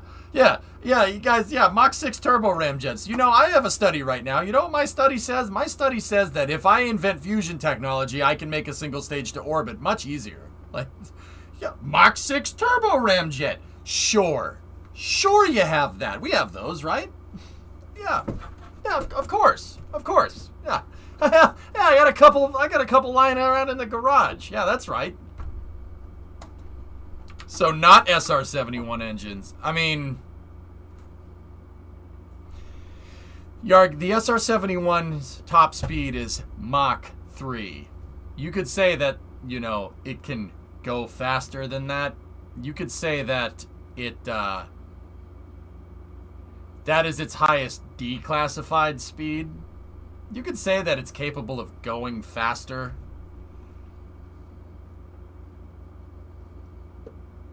I mean, we could have these. The Department of Defense, yeah, Jason, for all we know, Rockwell invented the Mach 6 turbo ramjet, and then they pulled the plug on the project and said, yeah, the space plane, oh yeah, we'll make that later. I mean, that sounds right. It could hit 3.5. I'm sure. I'm not so sure about 4. 6, no chance. Oh, yes. Yeah, yes. There is no chance of that happening. That's right. Yes, you are absolutely correct. It can't go that fast. If it could go that fast, we would tell you. They have nothing to hide, right? That's right.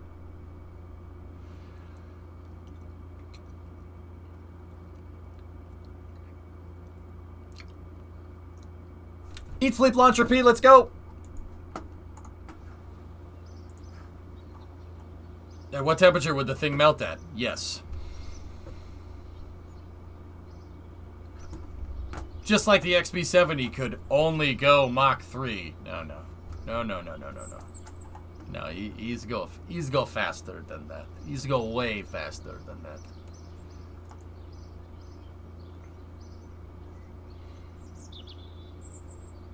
Yeah, probably passing. Yeah. I agree with you on that one. Air quotes. All right, let's do another launch.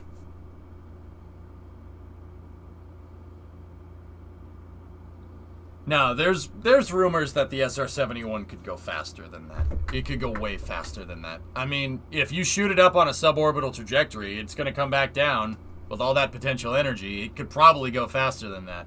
The thing is, and I'm pretty sure this is what Yarg is talking about, is that titanium thing. You're probably... Okay, just bounce, whatever. You're probably going to run into this thing called heating that happens.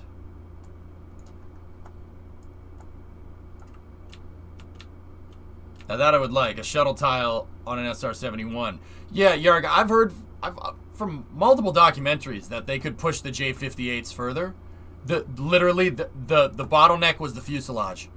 If anything, the J-58s could go a lot faster, but they couldn't go a lot faster because there would be no plane left. And I'm pretty sure that happened a couple of times with SR-71 pilots. They literally went so fast that the thing re-entered, and it just melted itself to pieces. Just use stainless steel. Ah, yes, Peepo G.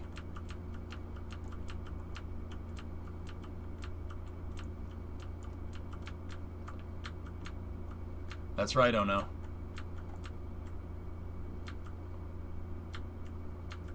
So, Yarg, I'd buy it that the J-58s could go that fast. Maybe not the SR-71, but I know the SR-71 can probably go faster than 3.5. I know it can go faster than 3.5. Something like that, nuclear. Mach 6 is still a big jump? Nah. It's only a third of the way to orbit, whatever.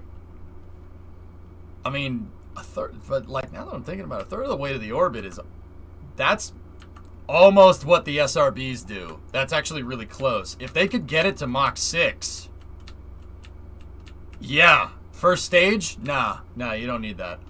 Well, the first stage is the jets. Yarg, we could absolutely make that in KSP. I can make Star Raker in KSP. That can be done. I was thinking, though, it would be cool to have a heavy lift launch vehicle with like a 5-meter payload fairing or something. Or like even a 10-meter payload fairing. That's SERV. That would be freaking gnarly. Can you imagine SCRV just cheeking around? Oh, that would be so cool.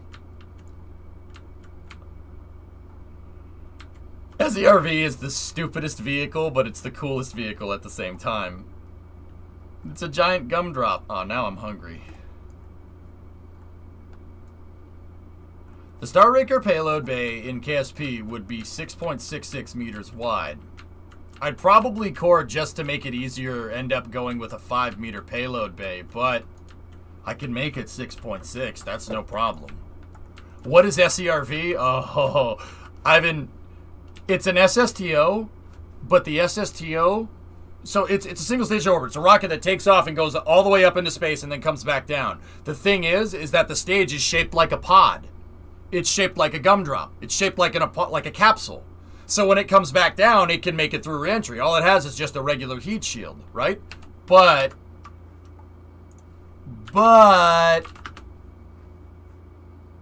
hang on.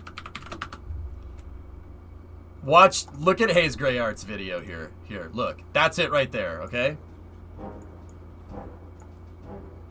I don't know about the music, just watch. Check this out. The heat shield opens. Watch.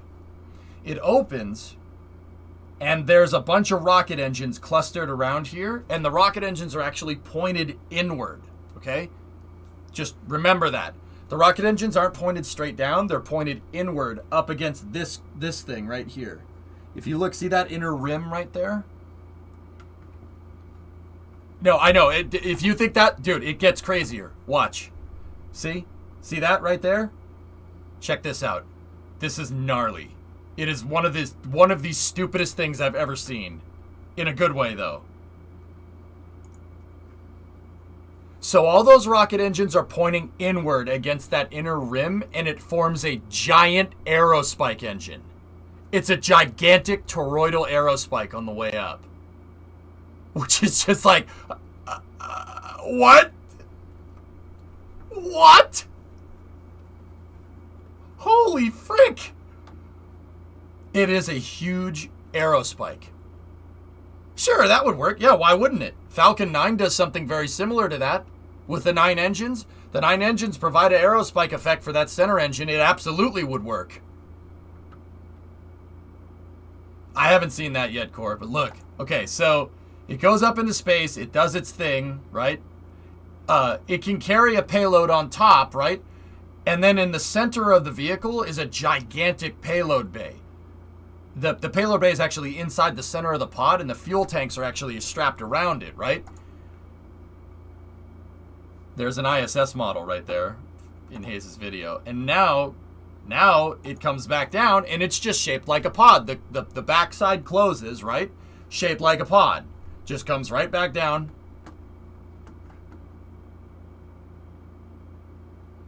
But get this. Notice that the little vents are open after it comes through reentry, and there's an inner vent open right there as well. Just remember that, okay? Notice that it has the vents open. I'll check it out in a second, Tybot. The reason it has the vents open is because this thing quite literally has jet engines to land.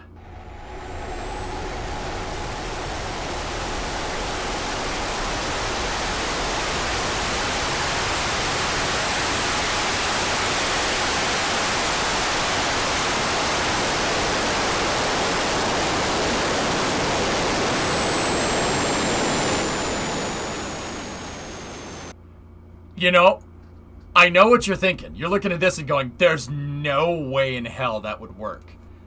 That's what I said when I first saw this thing. And then I read about it and I'm like, dude, that's actually really not a bad way to do that. That is not a bad way to make that happen. That's not a bad way to do that, man. You should make one in engineering mode. Yeah. But it looks like a giant onion. But that's so smart, though. That's really freaking smart. Make the stage look like a pod.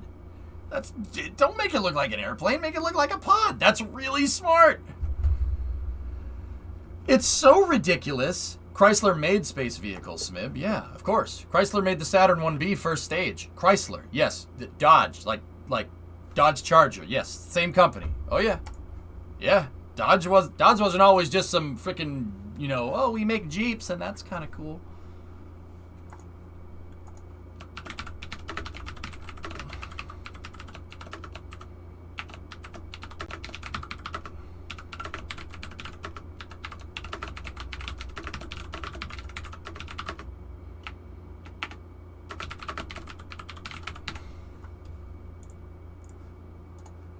Next.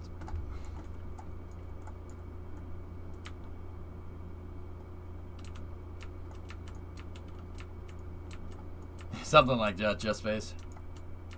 What was the tank geometry for SERV? Think Soyuz first stage tanks. You know how Soyuz had the conic like pointy cone shapes? Literally that, just all the way around. Same idea. It's hard. It's totally. That's what I mean. SCRV makes no sense the first time you look at it. It's like, wow, that's really stupid. All right.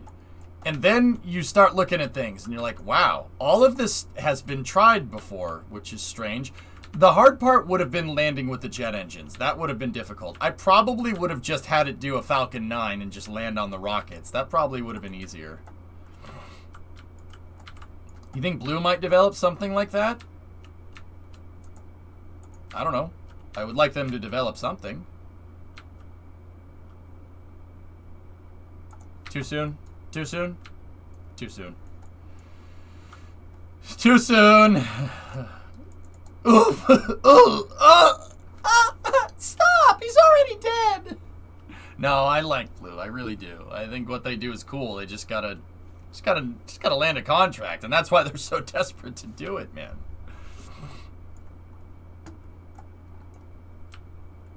Jets seem too heavy to be only used for the landing burn. Yeah. Yeah, Ivan, you know I'm constantly in here trying to call it fair for them, though, so... I constantly try to call it fair. This thing was just up in space, by the way, a second ago. Question I had about the Saturn V. Why didn't the first stage have a common bulkhead like the second stage? Loads. Couldn't do it with that kind of load. With the resources at that time. Nuclear, yeah, couldn't do it. It had to have the bulkhead in it. There's no way it could have handled that.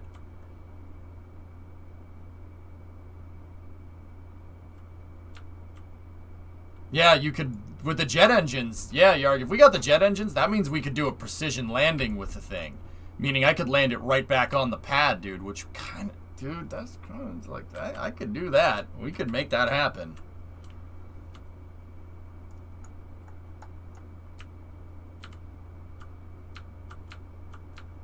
Maybe they're developing an engine that uses lawyers as propellant.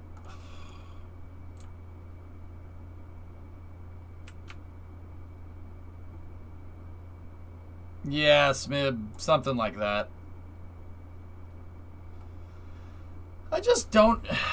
What I don't get about Blue is they have all that capital behind them, right? They have all this capital, right? Where does... Like, what are you doing? Just tell us what you're doing, guys. Even if Blue came out and did like a huge thing on like B4s and look at all the testing that we've done. Look at how good this motor is, etc., etc. You know, we'd be good, man. Like, I'm sure people would get more hype about it. But the thing is they don't give us anything. You don't give us anything to get excited about. So guess what? You don't give us anything excited about, people are going to get pissed off. I'd rather see Star Raker. Yarg, I think Star Raker would be harder to do than SCRV at this point. I could make either one of those things. I'm really not. I'm confident in my abilities. Not arrogant, confident in my ability. We can make either one of those, dude. I mean, I can make anything, dude. I can make a flying giraffe in SSTO that into space with a payload bay and use it, but I'm not doing that. I mean, now I know you guys want to see that. No, I'm not doing that. Star Raker would be easier than Venture Star by a long shot. Yeah, pretty much. Oh, but what about the giraffes? What if you plated an SR-71 in aerogel? I don't know. What's that, Red? Discovery, go at throttle up. Oh. Oh.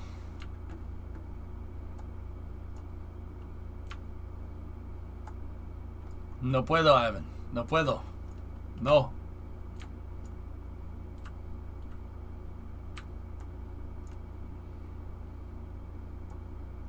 Did you ever make the flying lawnmower? I don't remember. Maybe. Hey, Mab. 27-month resub. Thank you very much.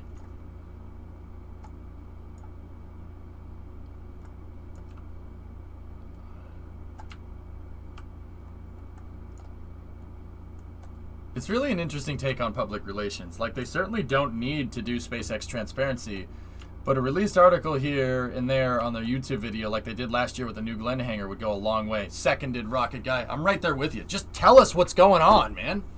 I'm sure people would appreciate it. Show us what's going on with New Glenn. Give us a monthly update. Show us what's going on with the PE4. But just nothing? Nothing. Nothing. You have a $1 billion a year budget and nothing? You can't even all you can afford is some freaking infographics that took somebody a week to make in freaking Photoshop? Probably even less. Like, I don't understand. I don't understand, like, what's going on, guys? Like, you're better. Like, I know you're better than this. Like, I mean, once again, I understand what those infographics are for, Rocket Guy. They're for Congress, man. They ain't for us. For Congress. They're trying to convince Rule 8 people that they need 2 landers. But it's getting ugly. That's the problem. It's getting a little ugly now. But, hey, it is what it is. Si se puede. Shia LaBeouf. Just do it! No! No quiero!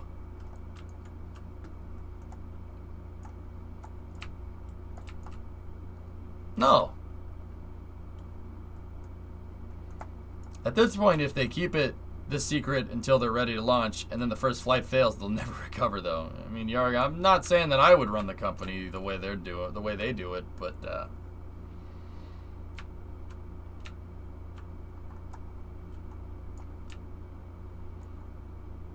Rule 2 engines.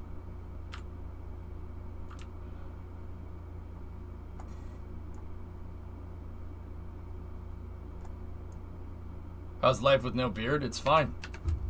I also have no hair. Yep.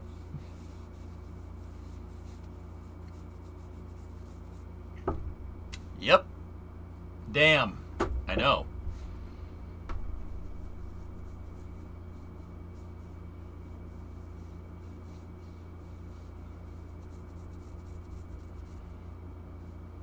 What the? Yeah, I kind of went in the opposite direction of the mullet. Finally giving up on the hair thing? Well, no. It's too hot, so I just decided probably be better. Who did you lose a bet to? Your mother. I told you not to use hair as the heat shield. I needed to. I didn't have any beard left. I look like your Bulgarian boss. You come here and tell me why you need a promotion, Sawyer, and I will promptly tell you why you cannot have it. My name is Simeon Yeteriet.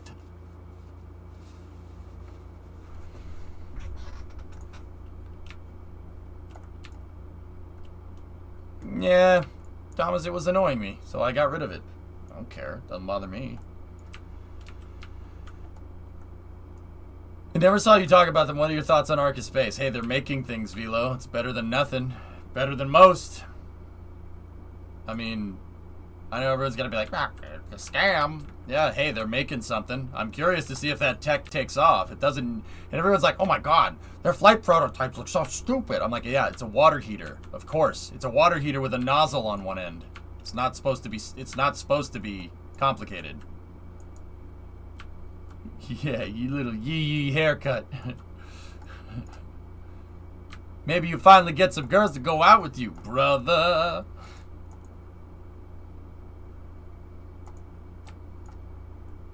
What? Is there anywhere? No, not yet. Their RT-1 HTP has no thrust vector control and no RCS. Okay.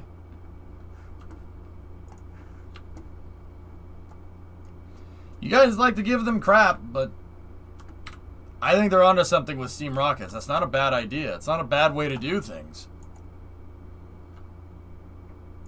That's right, Vidun. Right back to the launch pad. We got to pull the old payload out, put the new stuff in, and we're good to go.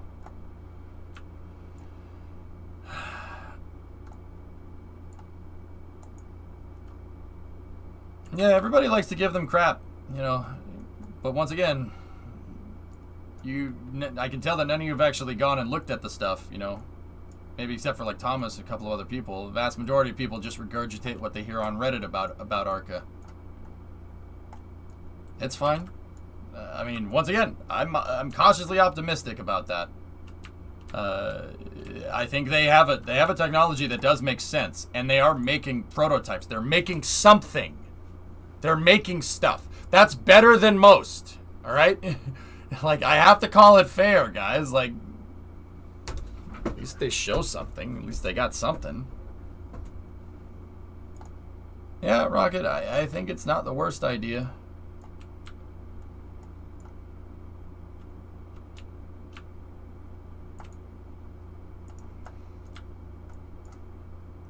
You're risking a ban. Yeah, I know. Alright, let's see how everything is in here. Did we damage anything? Nope. Pad took it like a champion. I've seen water heaters fly, right? Right? Am I right?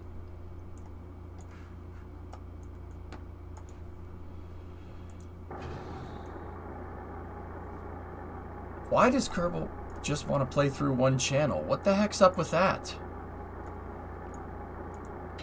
That's so bizarre.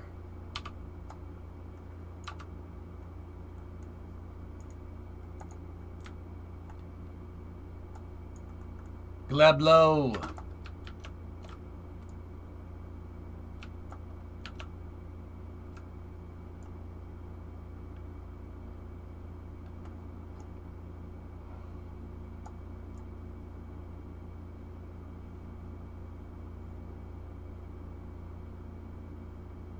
All right.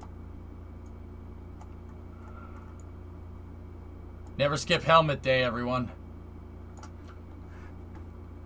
I want the waiting for the sun music again.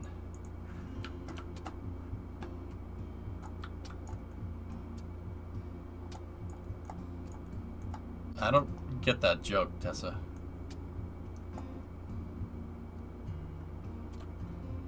I don't know, Blue.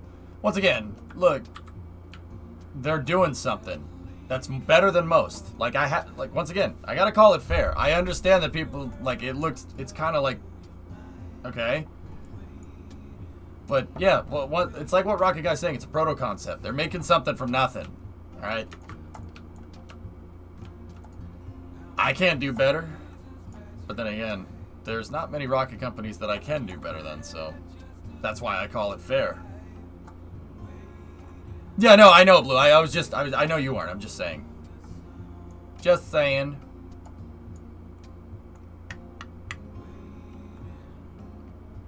Push, legs, helmet off day, repeat. Yep. How do they heat up the water? I don't know. With a fire? Well, I mean, why does a water heater heat up water? It could have heater coils inside of the first stage. And then you connect it to a... You connect it... Actually, yeah, you just fill the thing up with steam. You could have heating elements inside of the tank. You can make the baffles out of heating elements and then just attach a positive and negative to the dang stage. That'll heat it up. What am I witnessing? I'm moving the hangar back onto my pad so we can integrate for the next mission.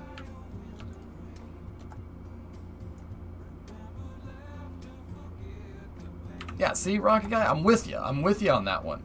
It's not a bad idea. Just because it doesn't look like everybody else's rocket, you know, doesn't mean you should dump on them. Right? But you need to heat it up super fast. What? No, just turn it into steam. What are you talking about? Dude, it's a water heater. All it is hot water. It's under pressure because of the steam. And then all out at once. It's like the stomp rocket. Like, you know the rockets that you jump on and you stomp, and same thing, only in reverse.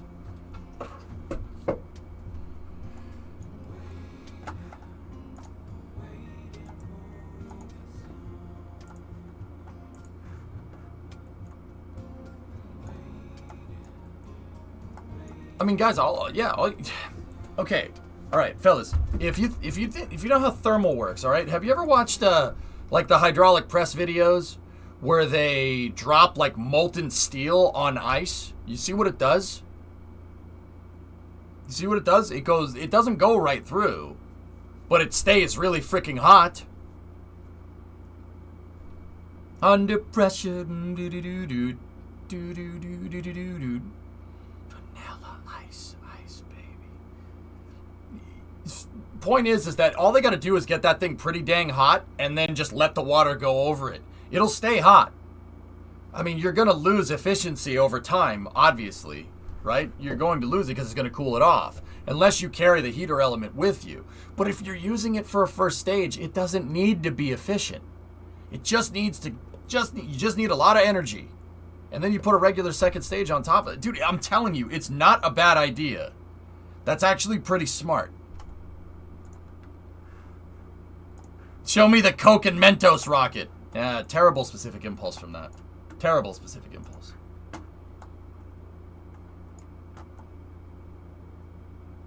Alright. Let's hook up the crane. Oh. No, we're not ready.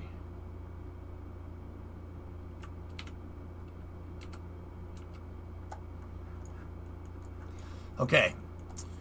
Let's go in here. I gotta mess with the launch controls here. We gotta take the TE. The TE hinge we can lock out.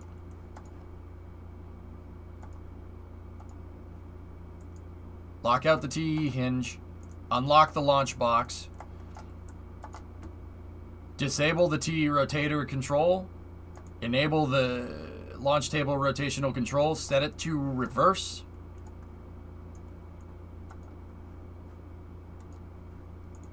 Undock.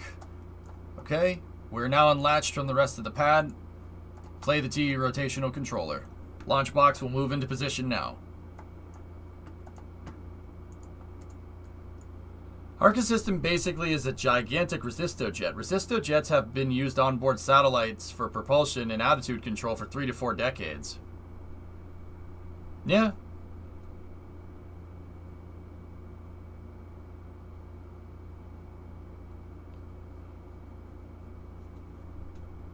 My impulses for Mentos and Coke is pretty high, though. It's science.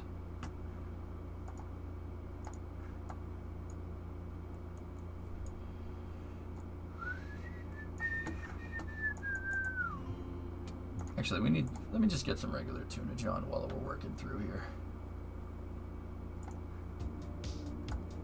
There we go.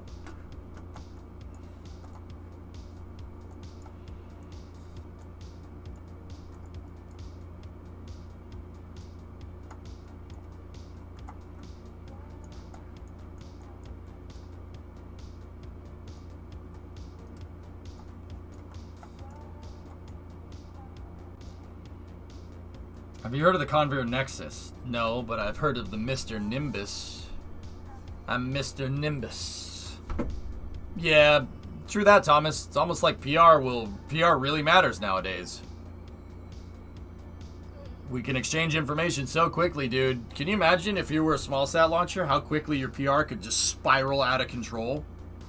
All it's going to take is one person from the Twitter hive mind to say that you're an idiot, and that's it. Good luck.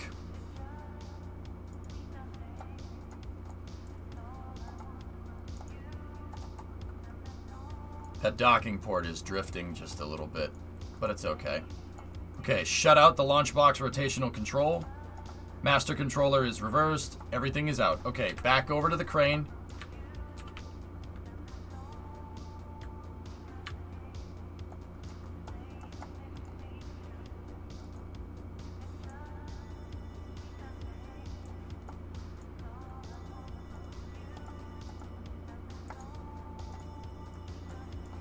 That thing's really starting to bend.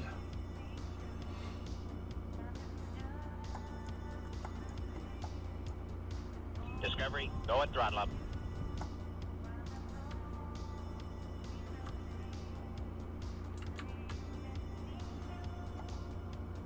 All right, so somebody asked, I didn't see who it was in chat. Somebody asked, what exactly am I doing here? I'm prepping my reusable launch pad and my reusable integration crane to put a new payload inside of my reusable single stage to orbit launch vehicle.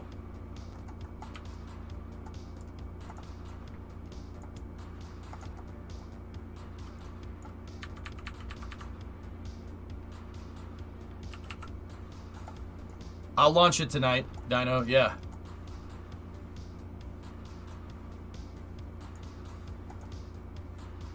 Or at least I'll try to, like we did before.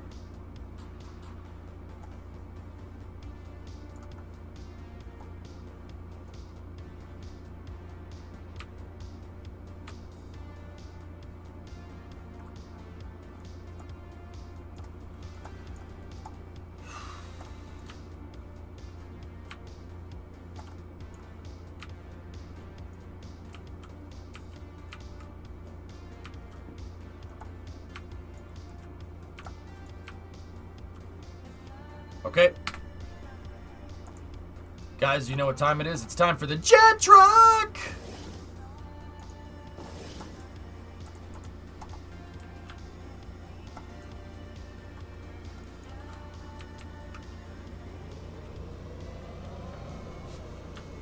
Don't bang up the wings. I'm sorry. Don't bang up I can't hear you. Do what now? Oh, sorry about that.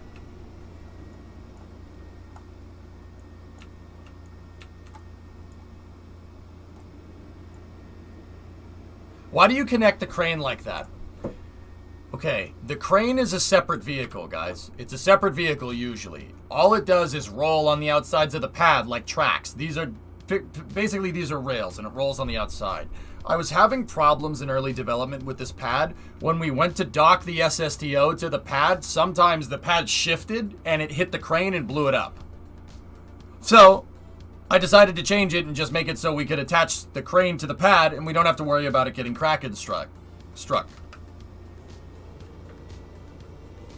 Give me the money, give me the cash. Yeah, come on now, give me the cash.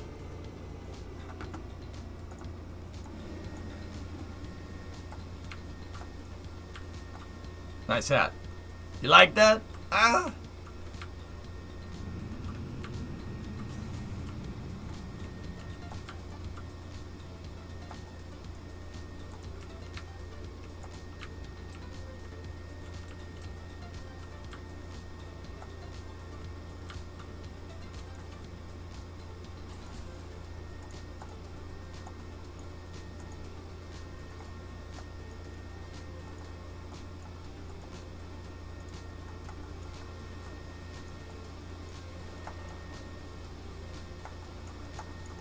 Alright.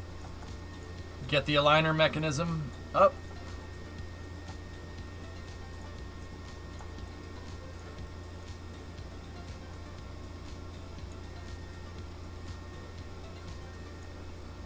Check heading on the launch pad. -1, 180.5. We're at -1, 180.5. Alright, what are we looking at here?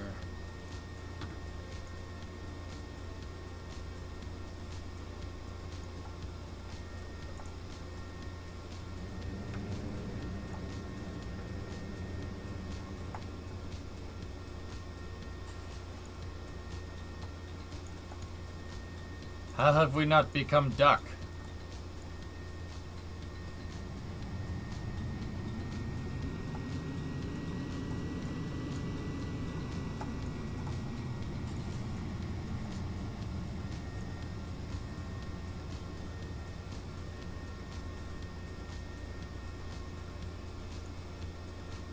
strange. Alright, here, let's try this.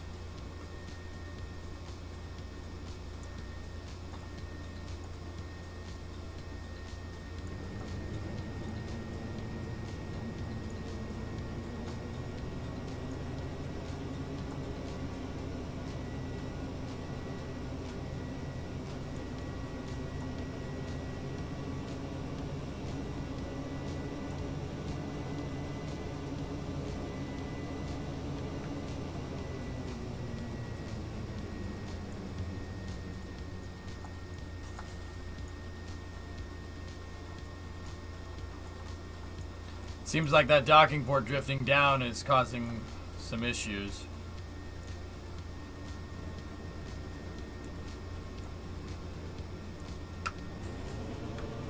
Come on, baby.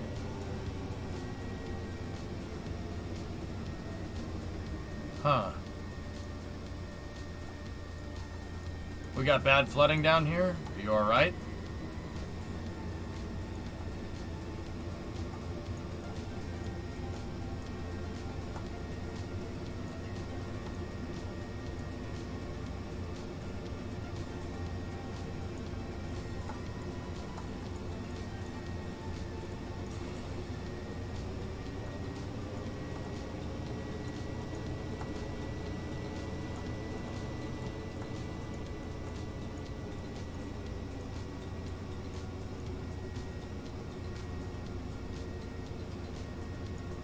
There we go.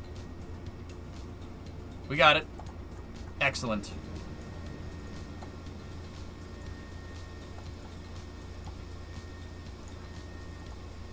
Reset our landing gear back to 3. Perfect.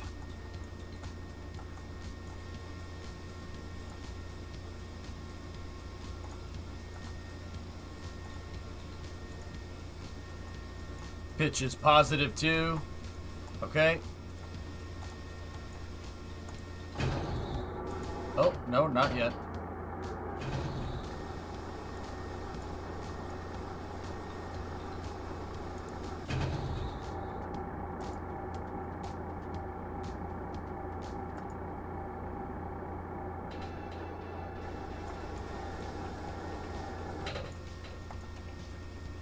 Gotta go in here. We gotta secure the front docking port.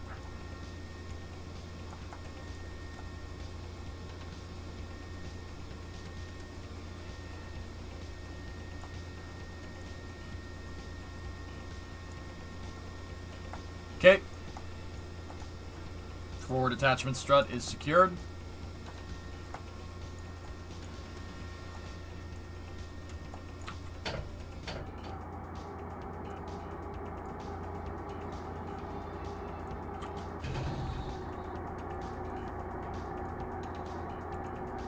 Gotta undo the jet truck.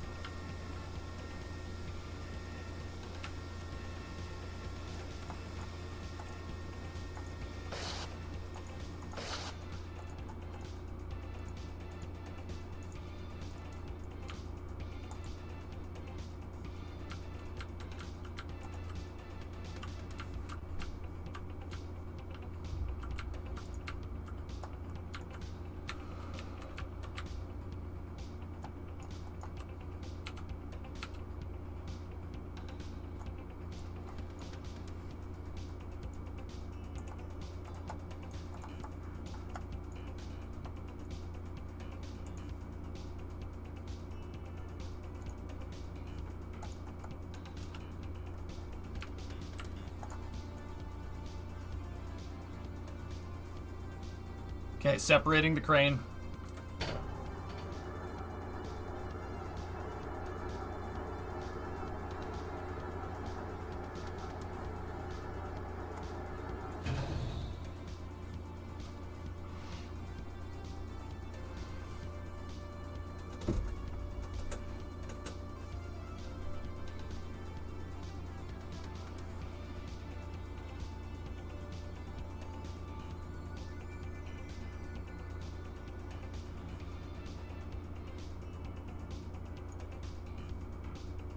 Man, that crew exosarm's really bending out of shape. Really bending out of shape, man.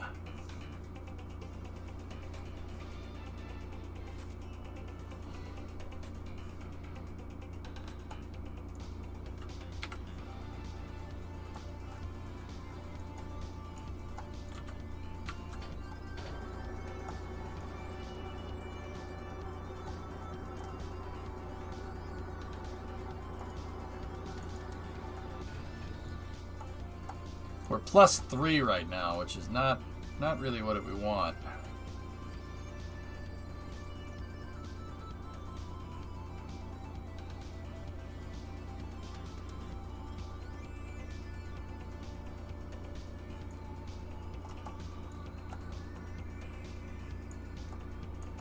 How's the docking port drift looking? Okay, not bad. It's all right. That +3 is going to be a pain in the butt, though. Okay.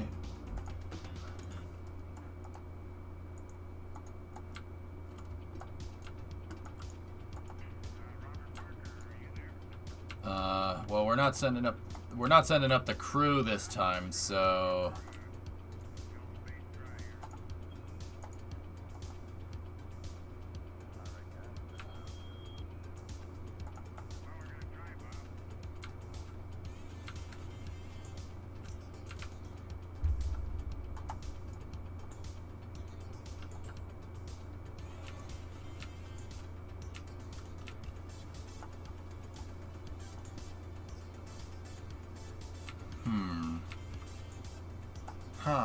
I'm thinking.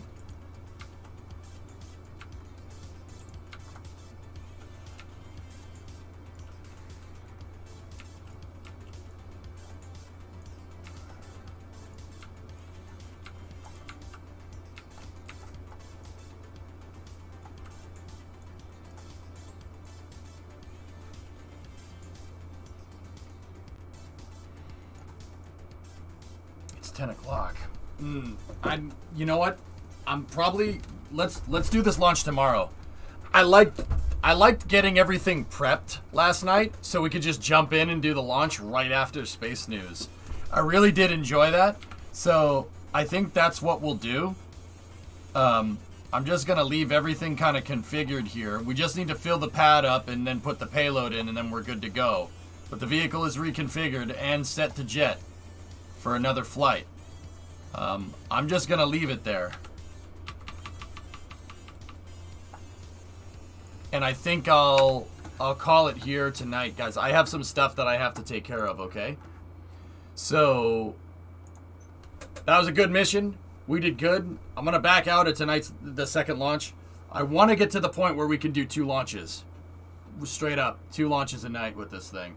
So I hope you guys enjoyed it. It was fun. I had fun. What I'm going to do is I'll be back tomorrow, right around noontime.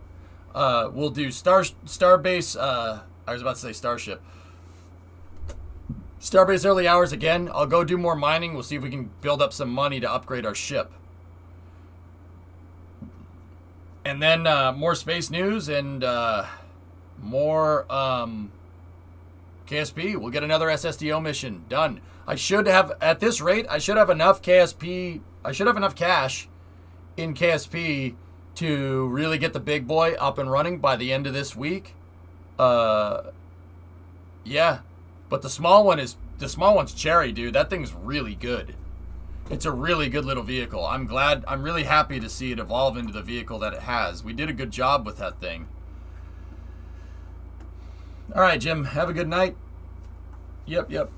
Has anyone ever told you you're like a TV show that goes to a commercial break just as you're watching to see if your favorite character lives or dies? Yes. 20. All right, anyway. Hey, Yarg, I completed the mission. Now's a good time to stop. I don't want to go further into the mission, get it ready, and then have it ready to fly, like, at 11 o'clock, dude, because then I won't launch the mission, and I don't want to waste people's time. So let's see who's still streaming.